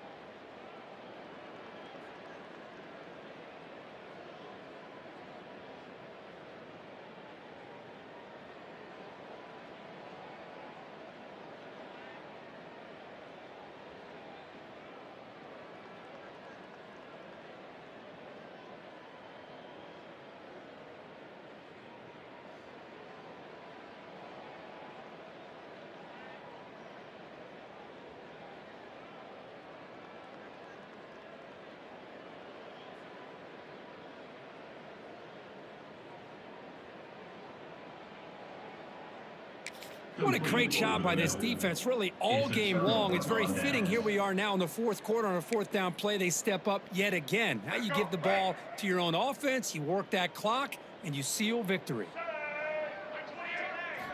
First down, looking to throw the ball. Tries to get it to the running back. That one falls incomplete. Good defensive play. Brings up second down.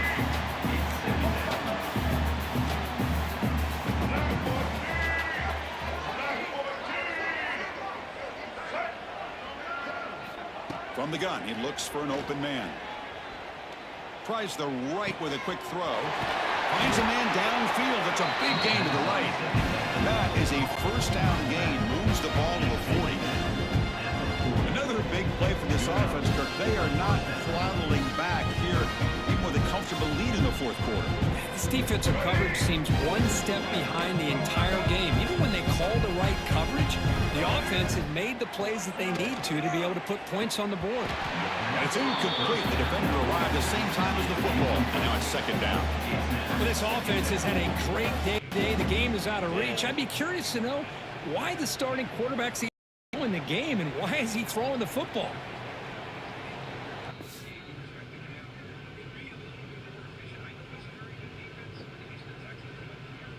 Oh, excuse me, it's on the 12. As they hand off to J.K., and he's got room. He's able to pick up a pretty nice chunk. I'm not sure if it's a first down as I don't see the indicator. It doesn't appear to be as it's 2nd and 2. Picks up 8 on that, which he's coming through with some really nice production. I mean, between him and Harvey, I don't know why we're not going to that more. Maybe get some play action going. Find Sutton, Franklin, somebody on that shit.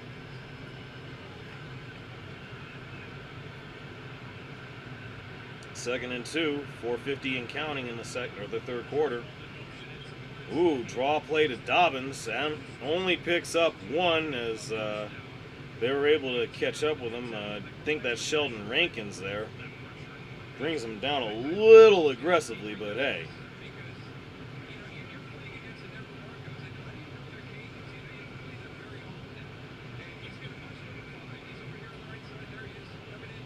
Wow, Jalen Peachtree. I have not been noticing him as much, but he's actually been doing his things fairly decently in this game.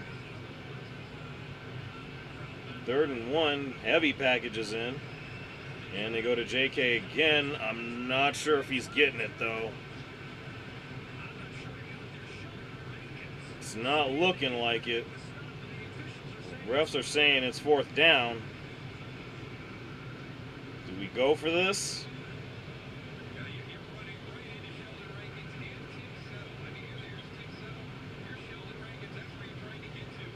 Wow. So I'm thinking go away from Rankins and settle. That might have to be the scheme. Like, find a way to seal them and move the run away from that shit. And I guess they're not going for it. They got the punting unit out there with 3:20 and counting in the quarter. So yeah, still a lot of Jets in London vibes going on here. I mean, wow. Not what you want to see, but I guess if it works out and they'll win the way that did, not as much to complain about at that point. We'll see how it goes. Punt is off, and it's a nice one. Got him backing up to about the 20. It seems to land around the 17. So really nice punt by Crawshaw. And definitely the field flipper that we're going to need here. And this is going to be one of those things to where if we could get a turnover somehow, where we got them in their own territory, that would be huge.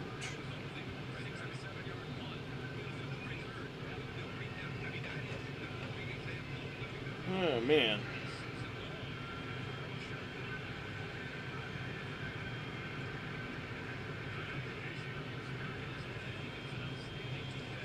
All right, Benito there to snuff out the run. That's Chubb that's actually stopped for no gain. Uh-oh, highlights from Lions Vikings. Uh-oh, McCarthy rolling out and actually getting a touchdown run. Okay.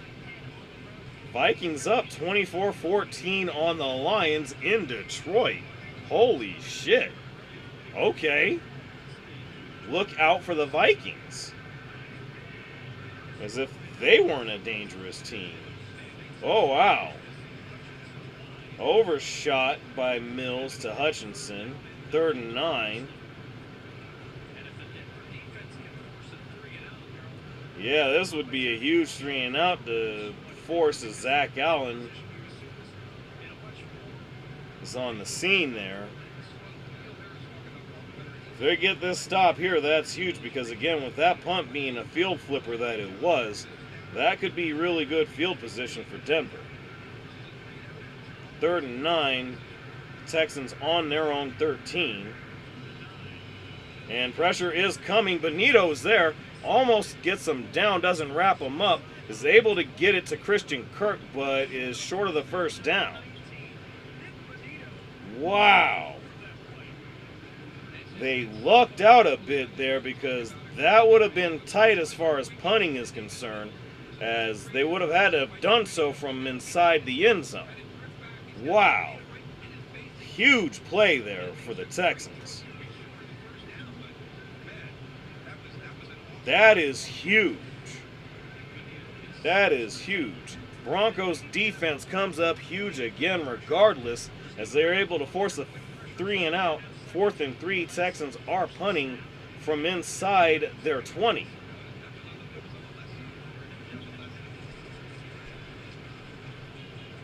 And he gets it off. Bandy is back. He gets it at about the 39, makes the fair catch, as that is good field position for the Broncos. Let's see what they're able to do with it here, as there's 1:19 left in the 3rd quarter. As we get the Elway Knicks comparisons here. Wow, both are 16-9 for their through their first 25 starts. Wow. John Elway with 370 rushing yards, Bo Nix 601. Damn. I mean, damn. Kid's got them wheels, boy. 1st and 10 on the Denver 39. Play action fake. And he gets it off. That is Franklin, who gets a first down and a little bit more. As the clock is continuing to tick to 1:05 and counting. Now, if these are the things that the Broncos are able to get going here, I'd like to think they're in pretty good business. And we're going to see what happens. I imagine we're going to work this down to the end of the 3rd quarter and start the ball in Texans territory in the 4th quarter with 40 seconds and counting to go in the quarter. Gets it off. That is Franklin again. He's only able to get about 3 or 4. As 30 seconds remain in the 3rd.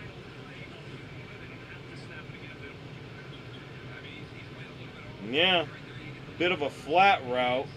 Only gets about 3 yards. As I imagine the Broncos are just going to let this run down into the 4th quarter, as that is exactly what they're doing. It'll be 2nd and 7 with the 4th quarter, so get your 4s up, y'all. Get your 4s up. It's 4th quarter time, even though they are lining up, but they will not get a play off. So again, 2nd and 7 to start the 4th quarter. Denver down 15-7, but again, 2 out of the last 3 games have been won with the Broncos trailing going into the 4th quarter. We'll see how this one ends up, and we'll be back. And then there's making the most of it with fun.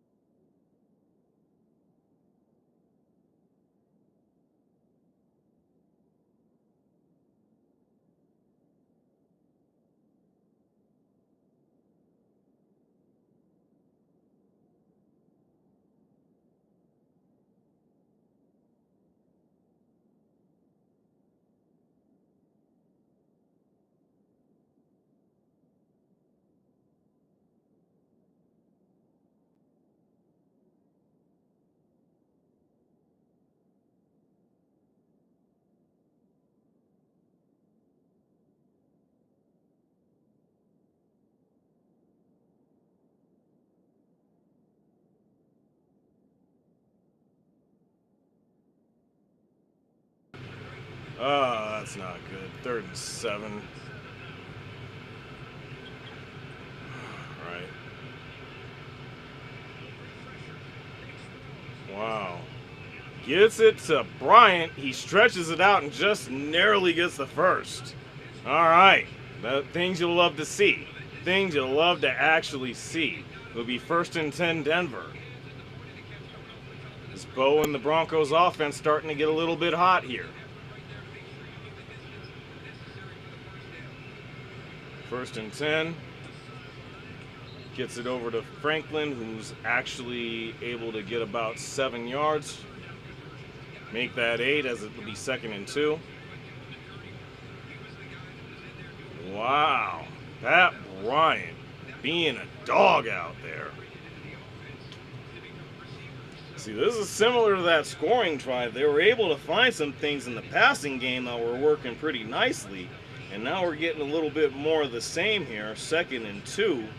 Gotta imagine there's a pretty good chance we go to JK here. Or at least I like to think we would here.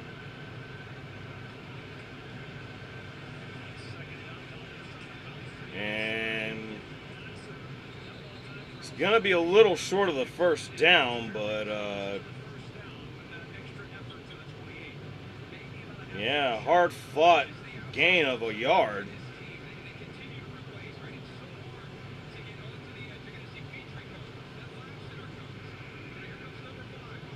Yeah, they're definitely sending bodies to try to neutralize him, but of course bringing him down isn't the easiest thing to do all the time. 3rd and inches, wow. Ooh, end around. That's Franklin, and he gets the first. Wow, hold up. Was that incidental? As Franklin seemed to have ran into, I believe that was Daniil Hunter, but I guess that was just incidental.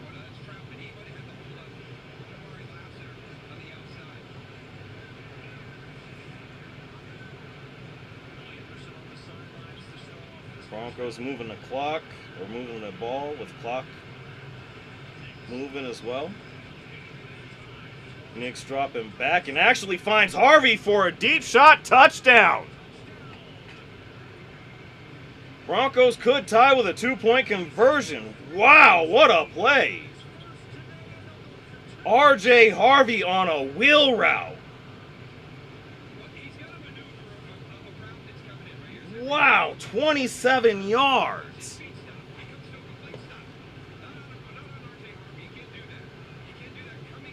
Wow, he actually tried to chip him. Or just, I don't know. Like, either way, that wasn't a move, as Harvey has him beat for an easy touchdown. Broncos are going for 2 to try to get the tie ball game here. Broncos are 3 for 4 on 2-point conversions this season. Cortland Sutton's lined up on the outside of the left. He's actually looking to the right, and he goes to Franklin, who actually brings it down. 2-point conversion successful. We have a tie game in Houston. Wow. Just like that, we got a tie ball game. Holy shit. I mean, him and RJ just have something going in that passing game. I don't know what it is, but wow. Last few weeks, it's been something that's actually shown to be low-key special. I mean, wow. Just the way that he was able to find them. They had, I think it's, I'm trying to remember that Mike linebacker's name. Hold on here. Let me see here.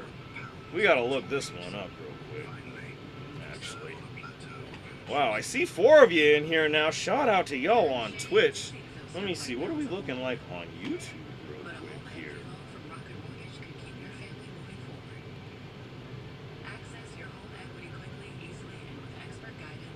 I'm not really sure. I can see 2 on YouTube, so Shout out to the handful of y'all that are here. Hit me up in the chat. Let me know what y'all are thinking of the game, what y'all thinking about other games here.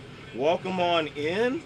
Doing the Broncos-Texans watch-along as we do every week for Broncos football, as we'll be having a lot of these throughout the season and hopefully as deep into the postseason as possible.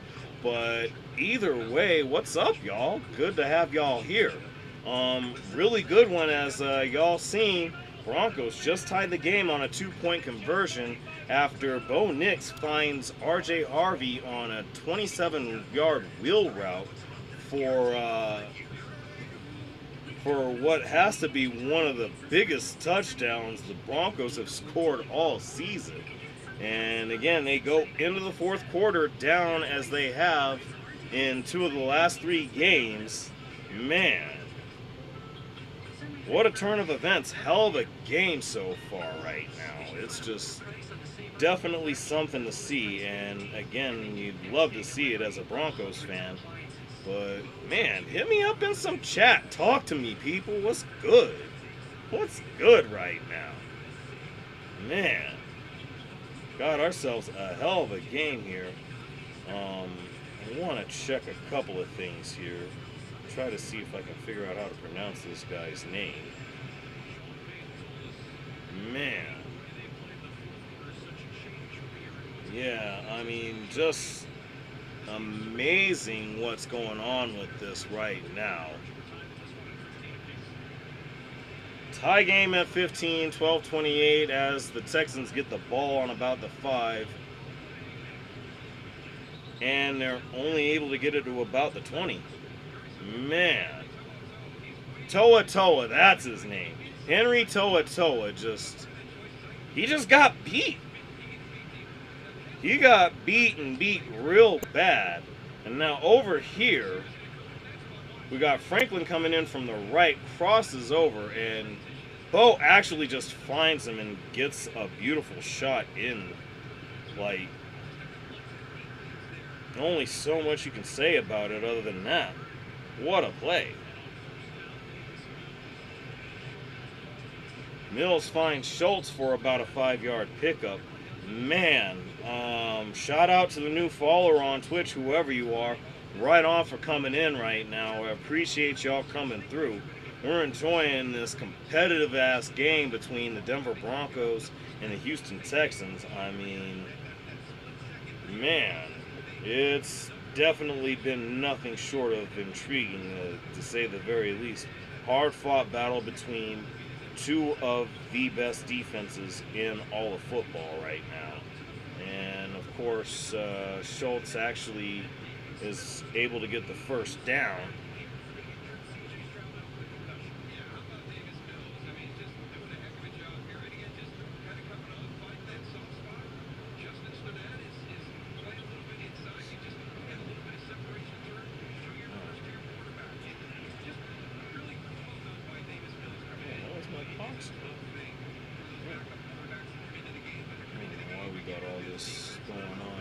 Anyway, 1st and 10, Texans on their own 48. Play action. Davis Mills fires deep, but it's actually almost intercepted by Talanoa Hufanga. We get nearly an interception on a deep shot. Broncos secondary ain't nothing to play with on those, even without Patrick Surtain. Y'all got to understand that, though. I mean, man. It was a really nice play-action play. But there are at least 2 Broncos there. That was actually Jahdae Barron and Hufanga, rather. Man. Yeah, I just don't know about that as a thing. But either way, 2nd and 10. Houston again on their own 48. And I guess we're getting a timeout from Houston? Or is it Denver? Nope. Delay a game on Houston, actually. That'll make it 2nd and 15 now. Not something you want to see if you're the Texans, or Texans fans, rather, but nonetheless, it'll be 2nd and 15 on their 43. About their 43, 44-yard line. Yeah, that was a bold move trying to find Collins like that, but there was no way he was getting that there. And there's pressure coming. Flags are down. He gets the ball over to the area of Woody Marks.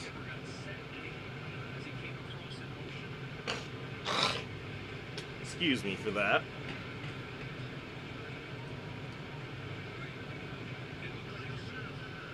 Illegal shift on the Texans. Somebody was not set during the shift. So that's going to take it back. Oh, wow. No, they actually declined the penalty, excuse me. Because it ended up being an incomplete pass. 3rd and 15.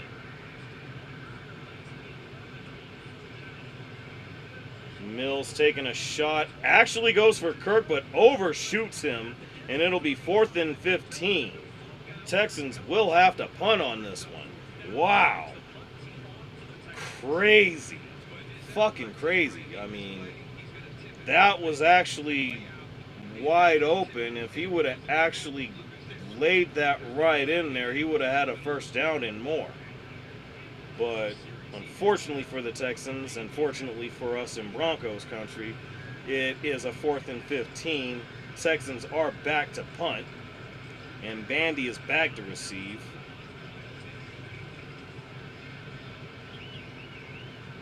And he gets it at about the 9.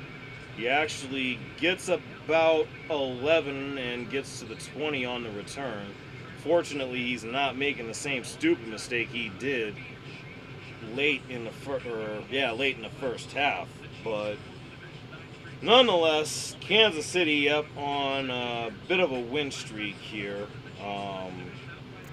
Got a real interesting one as they're out in Buffalo today. That'll be the afternoon game. Of course, I won't be live for that, unfortunately, but do look forward to me being live Thursday night as the Broncos are hosting the Las Vegas Raiders for Thursday Night Football on Amazon. So we'll be live for that. Might even be able to work some cool things in for that on Twitch, but we'll see how that ends up. Nonetheless, 1st and 10, Broncos with the ball on their own 20. Bo in the shotgun, hands it off to JK as he's actually able to pick up a couple. Texans defense is ready to sort of snuff him out, but Al-Shahir and I think that was Sheldon Rankins that were there, but they're able to hold him to a couple. This is really, really interesting here because Bo in these fourth quarters has been really, really good. And again, they came into it trailing. This is where it's really dangerous for Houston right now. Bo is rolling out, and he's got a man deep, almost intercepted. Stingley is there as he made a hell of a break on the football. Oh, man. Jeez, that was freaking... Oh, God. Oh, my God.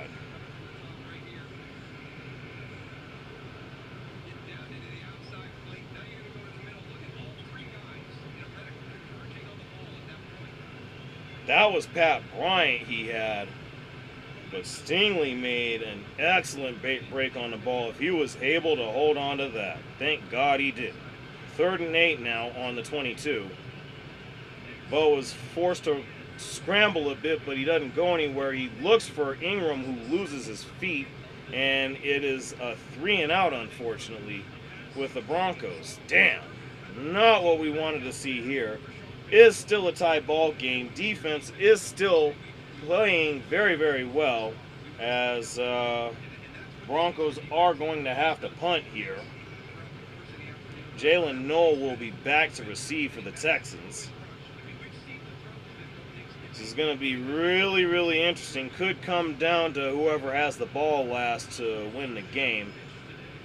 If that turns out to be the case, hopefully it's the Broncos, but nonetheless, Noel actually gets the ball at about the 20. He's going sideways a lot and only picks up 5. There is a flag down.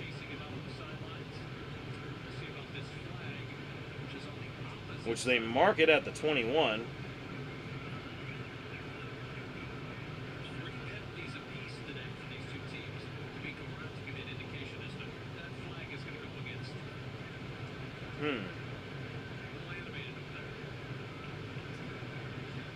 Really interesting to see how that is the case. They did mark the ball at the 21, but yeah, it does seem to be against Denver. So I guess that'll be going up a bit.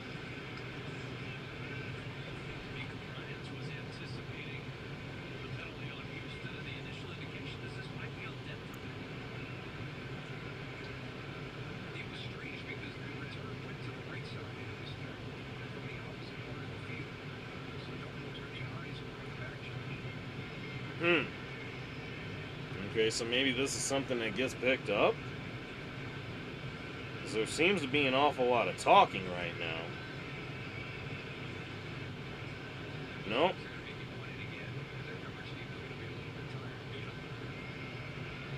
Okay, ref, your mic is not working. Oh, okay, holding on the kicking team, so that is against Denver. It seems to be J.L. Skinner.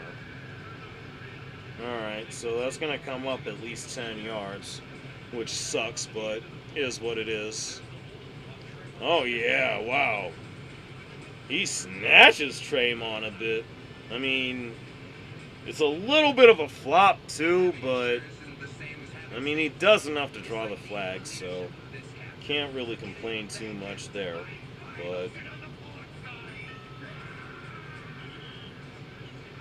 initially, the refs did spot it at about the 21.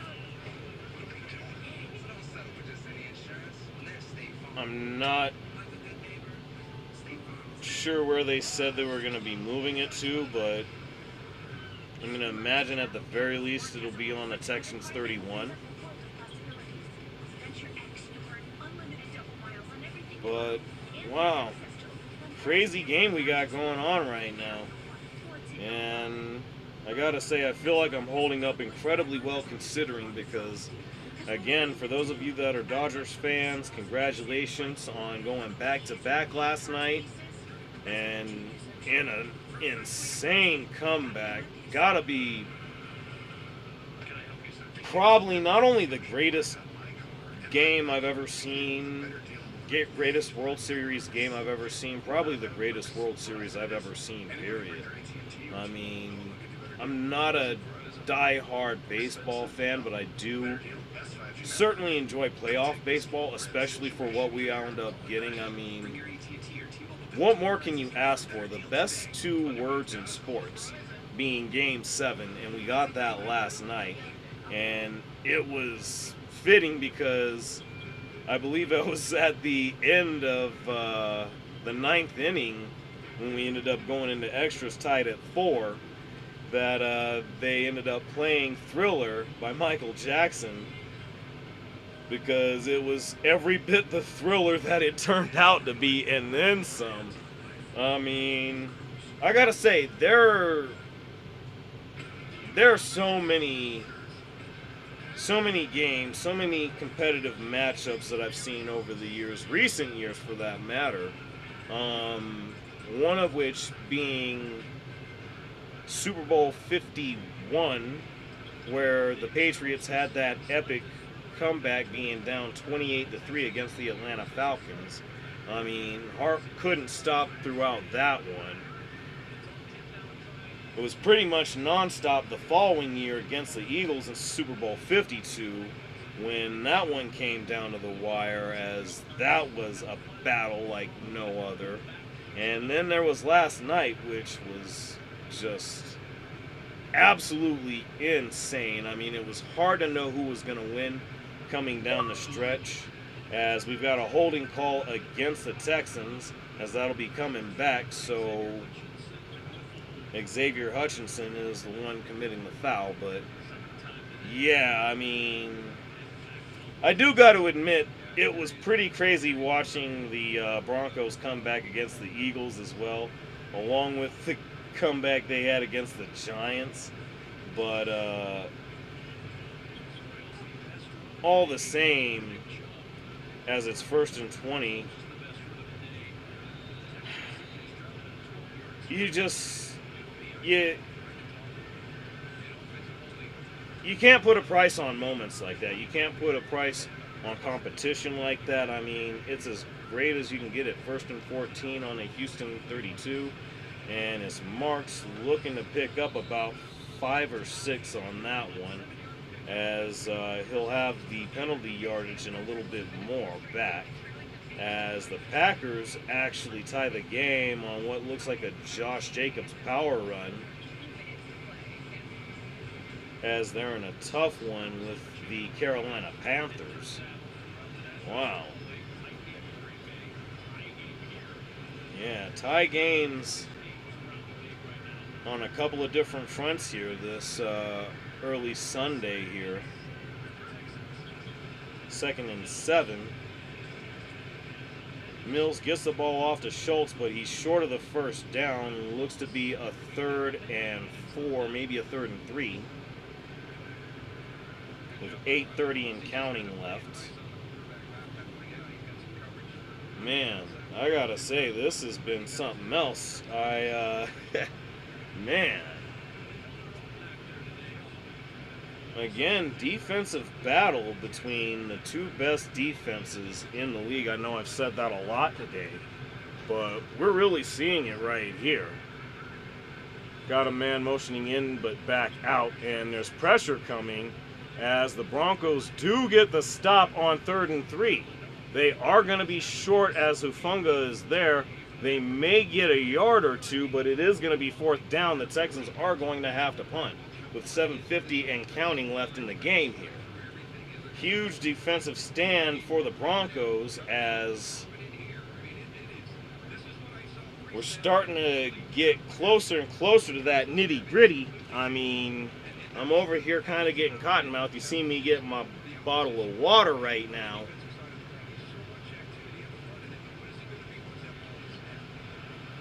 All right. Oh, that's Tommy Townsend that's there. Okay.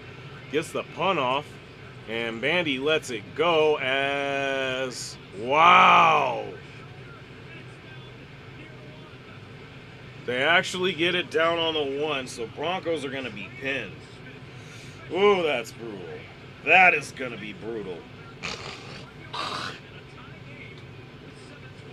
Excuse me there. That is tough. That's Tremon Smith, a former Bronco. He seems to get it before he's actually in the end zone and save it back in bounds.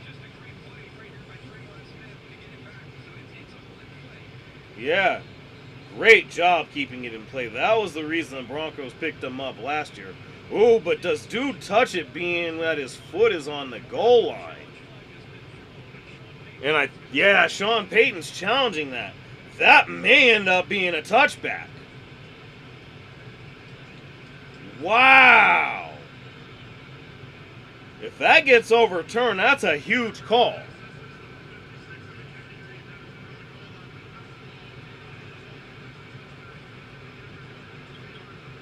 Okay.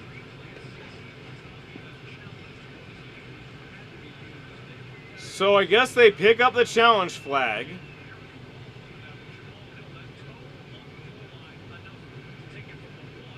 So it is going to be on the 20. It is a touchback. Huge call there. Huge call with replay assist. Ball will be on the Denver 20 instead of the Denver 1. That is huge. That man's foot being on the goal line made all the difference. Wow. Really huge break for the Broncos. Bowen and pistol. Dobbins right behind him as they do a play fake. Gets it off to Troutman, who's actually able to pick up about 4 yards. Wow. That is a huge turn of events right there. I mean, I can't say it enough. The difference between starting the drive on your own 1 line versus the 20. That is huge, as it'll be 2nd and 6 here on the Broncos 24. 6:40 and counting. And Harvey is motioning out, and Bo is making all sorts of adjustments on the line. They get the ball off in time. Wow! Almost gets it to Sutton, who isn't able to hold on. Really good coverage by Stewart Jr., and it'll be 3rd and 6. Wow.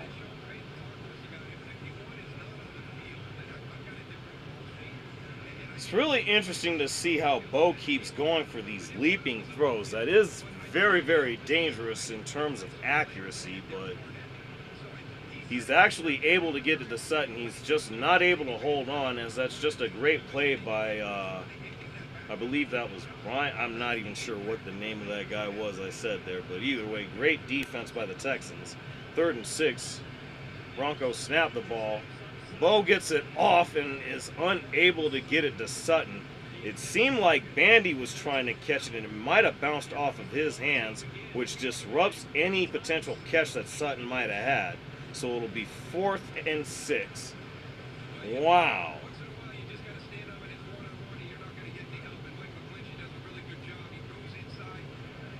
I mean... Oh, okay, no. Bandy just happened to be there. Sutton couldn't get his hands on it. Either way, Crawshaw is out to punt. And of course, Jalen Noel back to receive. And another field flipper, as it'll actually be a touchback, but Texans will start on their own 20. So from one field flipper to another. Just would have been nice if they would have been able to keep it inbounds and get it out somewhere before it gets to the end zone, but hell of a punt by Crawshaw. Man, that was a great draft pick right there. Yeah, you can see he's looking at that shit. He's trying to work at that shit. Unfortunately, doesn't get the bounce that he needs, but still. Flips the field, has the Texans starting on their own 20 right now, as we are getting to 6:04 left in the game. Chubb is in the backfield. Mills in shotgun as they do a play fake. He rolls out to the left. He's trying to scramble. Actually does manage 7 yards.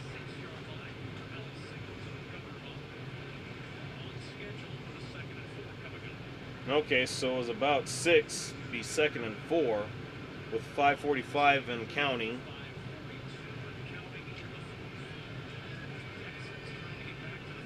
Let's see if the Broncos can get yet another defensive stop here. And if they can find a way to get some field position worked out in their favor, that would be tremendous as they get the ball to Chubb. He's only able to gain a yard at best.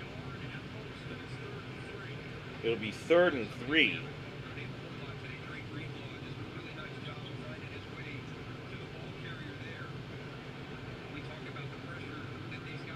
It seems DJ Jones was in on that, as you got Zach Allen and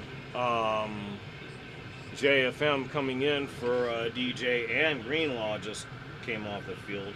3rd and 4 now, actually. Man in motion. Play fake. And ball batted down by Zach Allen. Broncos get yet another huge stop. And, of course, it's going to be 4th down with 4:49 remaining. And, man. Tillman's there. Franklin Myers is there. But it's Zach Allen with the SWAT. Similar to J.J. Watt, as he wears the same number. He's actually about the same size, just not quite as athletic, but still of a hell of a player. As Townsend punts, and the Broncos let it go. It is yet another touchback. As 4:40 remains in the game, it'll be 1st and 10 on the Denver 20. Well, let's see what the Broncos are able to do here.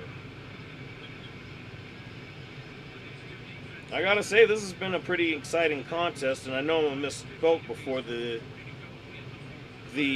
defensive back that stopped Sutton on that one incomplete pass was Stewart. Not overly familiar with him, but he's actually been playing a hell of a game today. That whole Texans defense has been great today. Can't take anything away from them. And they've definitely shown it today as we still have a tie game. 4:40 remaining. 1st and 10 on the Denver 20. RJ Harvey in the backfield with Nix as Nix is in the shotgun. We got Troutman motioning to the right.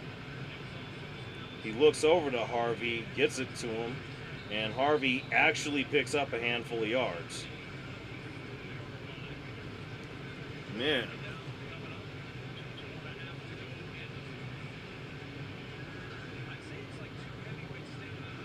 This has just been everything you expected to be. A real slug it out, just grind it out affair. I mean, low scoring, not a lot of offense. Points again have been at a premium today. The Broncos actually have the only touchdowns today, along with a 2-point conversion. As he checks down to Harvey again on 2nd and 7, Harvey picks up the first down and more as he gets to about the Denver, I'm thinking 36. Huge pickup on 2nd down there. Wow, Ryan Fitzgerald with a huge game-winning field goal at Lambeau Field. Panthers defeat the Packers late. Wow. Wow, Bryce Young getting it done yet again. And I'm sure you got a couple of Packers fans as they show here that aren't too happy to see that. Man, that had to have been a hell of a game. Knicks 1st and 10. Ooh, checks it down. It looks like that was Dobbins, but that's going to be a loss of at least a couple. Al-Shahir on the play. Yeah, he chipped, but he actually tried to save his quarterback, but didn't see the oncoming Al-Shahir.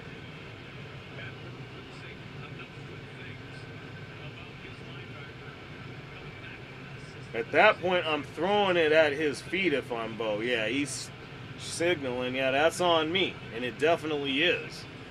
As they hand it off to JK right after that, actually manages to pick up the yards that he lost, as it'll be 3rd and 10 with 2:54 and counting left in the game.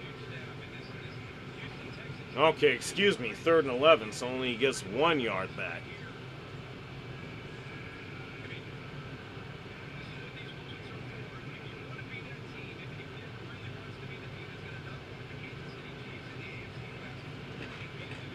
Yeah, I got to agree with that. If they want to knock off the Chiefs, this is the type of shit that they need to be showing up for.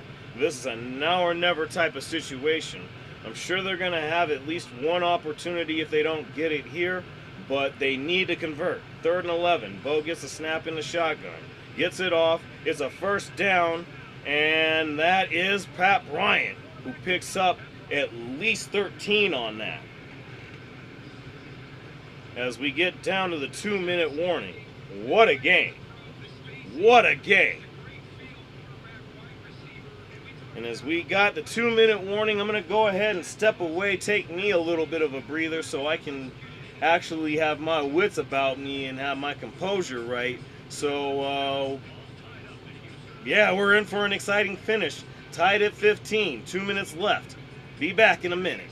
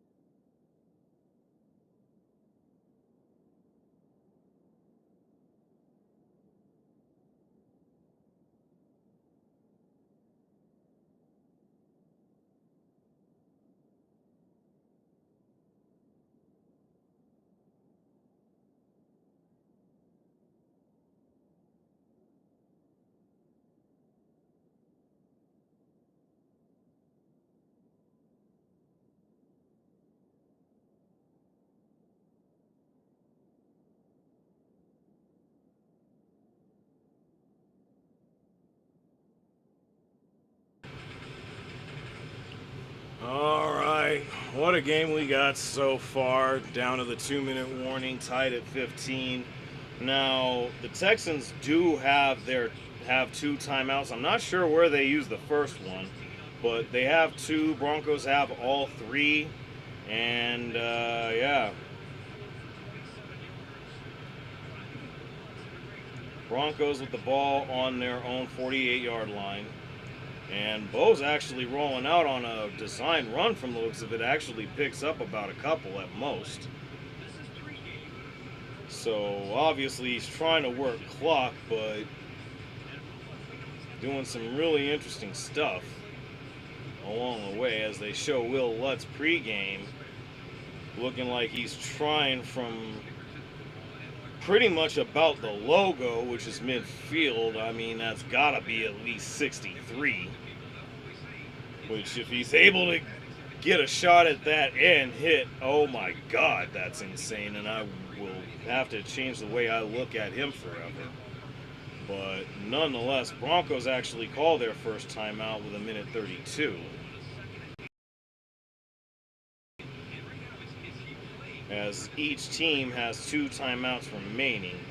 And, man, I gotta say, this just seems to be what it is. It could be a situation where if the Texans aren't careful, they may not get the ball back. As the ball actually is at about midfield, 2nd and 8.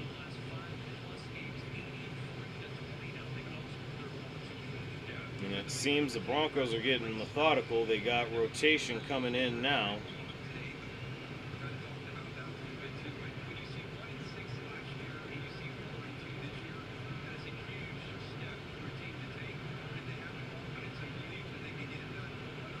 All right, empty backfield, Bo in the shotgun.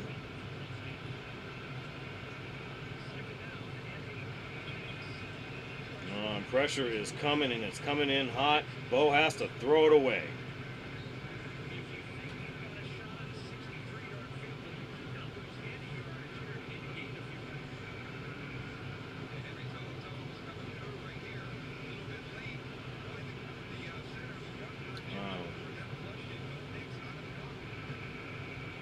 Yeah.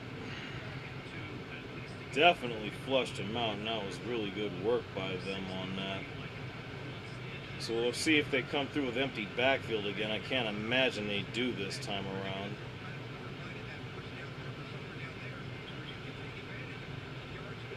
So 3rd and 8 on the 50-yard line. That is Harvey in the backfield. He does drop. Oh my goodness. He rolls out to hit Ingram, but it just misses him. Ah!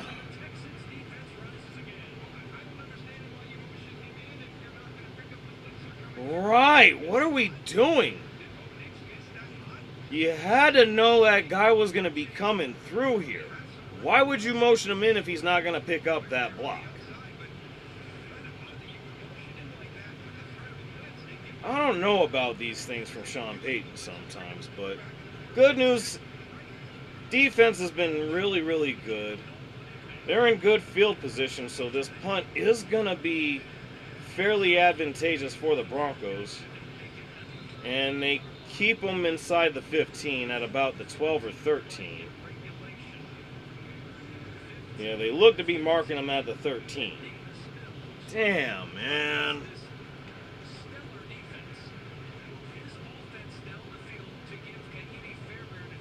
3 career game-winning drives in the 4th quarter / overtime. Wow, okay. Well, let's see what happens here. Like I said, Broncos defense has been performing very well today and really has limited any success the Texans have had. 1:14 left to go. Wow. Looks for Christian Kirk, but actually is wide. And it'll be 2nd and 10 with 1:09 left. Both teams still have 2 timeouts.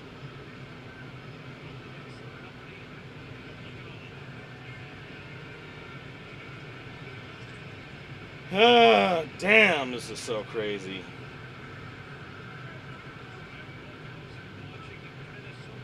Wow. Alright, Mills gets the ball off. Actually picks up about 4 or 5 yards.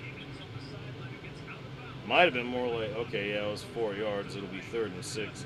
Minute and 5 to go as they get out of bounds.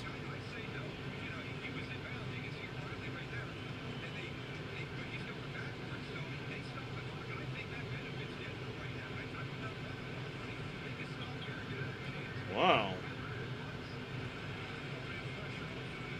Yeah, he was inbound, but he narrowly rolls out of bounds as pressure does get to Mills, and they do force the 3 and out. Zach Allen getting there again. God, that dude's been a monster today. And boy, have we needed him to be. Because without Pat Surtain, this pass rush is very, very, very critical for the Broncos, especially defensively. I mean, that can't be said enough. Tied at 15 with a minute left. Townsend back to punt. And Bandy is at about the 28. He actually gets to about the 36. So there would be pretty nice field position for the Broncos to start this next drive. Yeah, unfortunate shot that CJ took. Ended up getting a concussion because of the whiplash from the shot. I mean, Abrams' drain came in cross body style and avoided going helmet to helmet with him as he knew there was going to be contact. So really good body control by Abrams' drain on that, as initially it looked like that was going to get called, but clearly it was incidental, so flag was picked up there. But since then, only touchdowns of the game have been produced by the Broncos. 5 field goals by the Texans. Broncos scoring on a 2-point conversion on the second touchdown, which was a wheel route. Excellent play from Bo Nix to R.J. Harvey. 1st and 10 on the 36 as he shoots it over to Harvey, and he's actually able to get about 3 or 4 yards on that with 44 seconds left in the game. And of course, Bo Nix with 6 career game-winning fourth quarter drives, or fourth quarter overtime. I mean, I don't know. I just trust Bo a little bit more than I do Davis Mills, but not going to take anything away from Davis Mills. He's just running into a buzzsaw today in the Broncos defense, as it is 2nd and 7. 44 seconds remaining in the game. Broncos on their own 39. Bo in the shotgun, gets the snap. Moves around a lot in the pocket and scrambles, gets the first down and more. Actually gets into the Texans' territory at about the 35-yard line. What a pickup for Bo Nix using the legs. I mean, it's just so apropos they showed that graphic earlier with a comparison to Elway. He had 300 and something yards, 344 yards, I believe, career through his first 25 games. Bo had already 601. I'm pretty sure that's going to add significantly to that here, as we got 1st and 10 on the Texans' 35 with 35 seconds left. Wow. Like I said, this was going to come down to the team with the ball last, and the Texans may be in a bit of trouble. JK has room to run. He's going to pick up probably the first down, and we're going to get a timeout. Houston uses one of their 2 remaining timeouts to stop the clock with 29 seconds left. I mean, big pickup by JK, getting 9 yards as it'll be 2nd and 1, which is a more than makeable field goal for Will Lutz. As long as they're able to prevent the Texans to get any kind of advantage to find a way to get a block on a field goal, Broncos are in really good shape right now.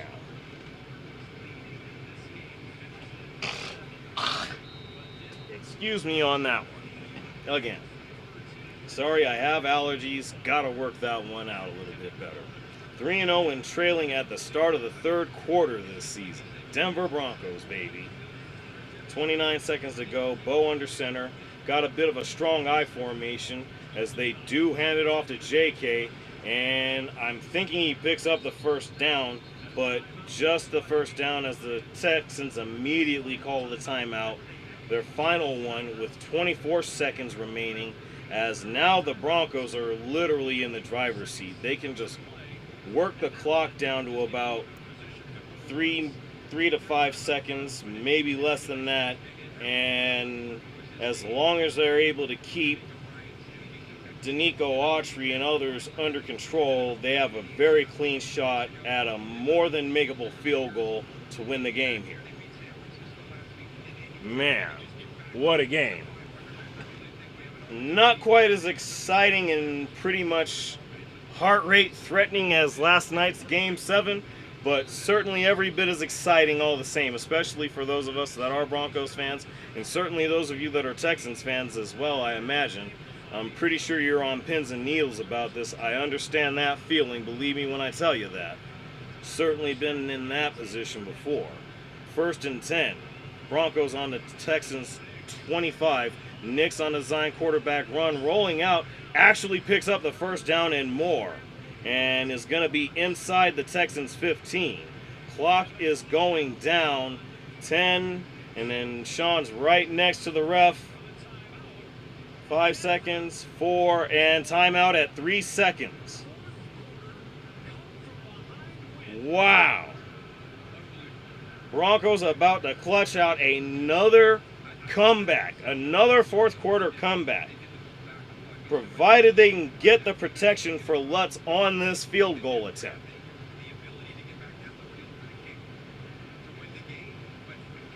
It's gonna be about 30-something yards.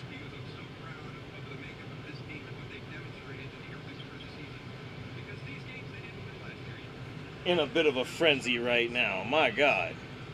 I mean, man, what a game. What a game this has been. And I couldn't ask for anything more right now. Other than the Broncos winning it, of course. As the field goal is away, it's good. Broncos win. 18-15. I mean, what a game. The flag is down, however. I don't imagine this is going to be against Denver, but let's see what they say here. It's over. It doesn't matter. Ball game. Broncos win. What a comeback by the Broncos yet again. Down going into the fourth quarter, 15-7. I mean, wow. Will Lutz with the clutch field goal. Clean operation. Blocking is great. Broncos have won 6 in a row. 3 in a row with a fourth quarter, or 3 out of the last 4 were in a fourth quarter comeback fashion. Holy shit, what a game. Man. Oh my God. Gotta be disappointing for Texans and Texans fans alike, but man, hell of a game. Broncos needed this every bit as much. I don't know what more you can say about it than that. I mean, shit. I think we all knew 2 best defenses in the league. It was going to be a grinded out. It was absolutely going to be a grinded out. And I don't know any other way to look at it. Huge win. Again, going into Thursday night. Look forward to us being live here on YouTube and Twitch. May even play around, see about getting Facebook in on that. We'll see about that. But Thursday night football, Raiders and Broncos. Be here for that. I'll be getting going. I'll look to get started probably around, I don't know, maybe 5:30. I might go on a little early, maybe even do a little pre-game gameplay just to have a little bit of fun with it. You know, who knows? But huge come-from-behind win by Bo Nix and the Denver Broncos. They do it again. I mean, I said earlier, this had Jets in London vibes written all over it, and it worked out exactly the same way.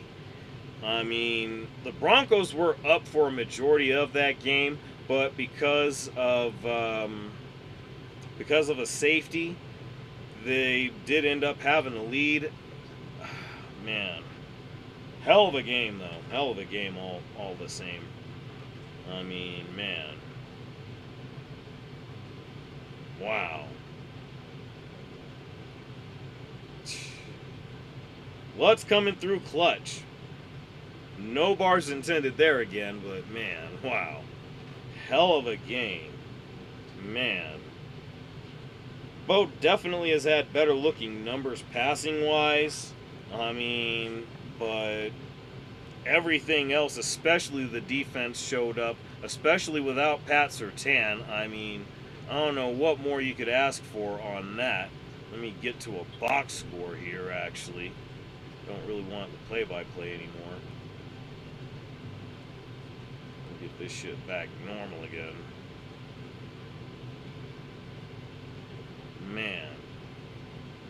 Man, crazy game. But oh my goodness, wow. Man, I guess we're struggling with signal again. I don't know what's going on. Seems we're good though. Yep, still alive, so good to see there. I don't know why there have to be issues. I guess I'll have to get a tech out here to get that looked at. I'll probably do a reboot of my router here and get that figured out. But yeah, Bo Nix, 18 for 37 for 173 yards. Did get a couple of touchdowns, one to Cortland Sutton and another to R.J. Harvey. J.K. Dobbins leads the way in rushing with 15 carries for 61 yards. And, of course, the leading receiver was actually R.J. Harvey with that one touchdown, 5 catches, 51 yards. Just all-around solid game for him. Not so much in the run department, but we got him going in the receiving or in the passing game in ways that I knew we were going to need to get him going. And it's definitely great to see right now because, I mean,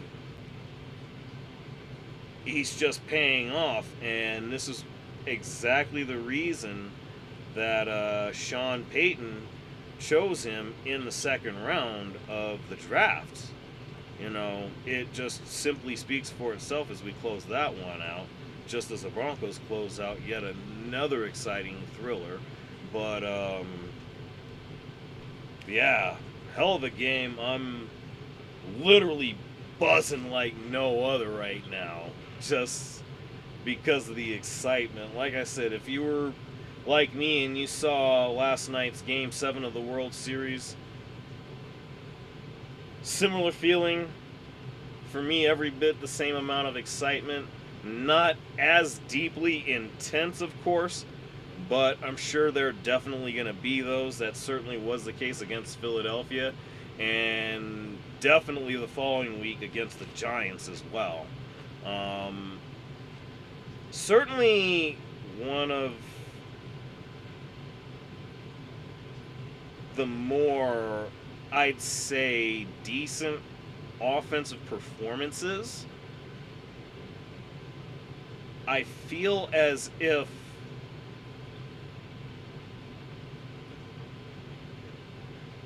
a little bit more of the run game to control the clock and just limit anything that the Texans are able to do on their end offensively, especially with C.J. Stroud having left the game with a concussion.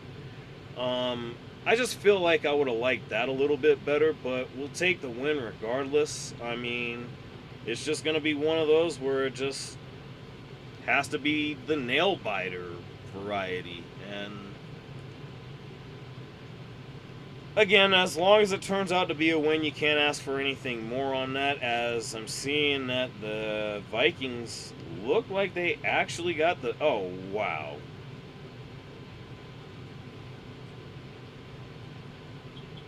Oh, wow, they edged out the Lions, as J.J. McCarthy does probably one of the worst greedies I've ever seen. At least it's not Mike Gesicki, but that's a whole other issue in and of itself. But they beat the Lions in Detroit 27-24. And, of course, McCarthy being Brady's player of the game, 14 for 25, 143 yards, 2 touchdowns, an interception, and a rushing touchdown. Pretty nice game there, as, again, they edge out the Detroit Lions. But, yeah, a lot of close competitive matchups in these earlier games today. I mean, certainly was the case here. Like I said, would have liked a little bit more for the run game from the run game. I think I understand why they're limiting what they do with that. Of course, we're trying to preserve JK, who has actually been known to be out with some injuries. Fortunately, as of this point, and hopefully moving forward, that's going to continue to not be the case, knock on wood. And, you know, he's actually continued to be incredibly vital for the Broncos offense, and certainly vital for the maturation of one RJ Harvey, as you got to imagine he's got to be the future of that Denver Broncos backfield. Nonetheless, I feel as if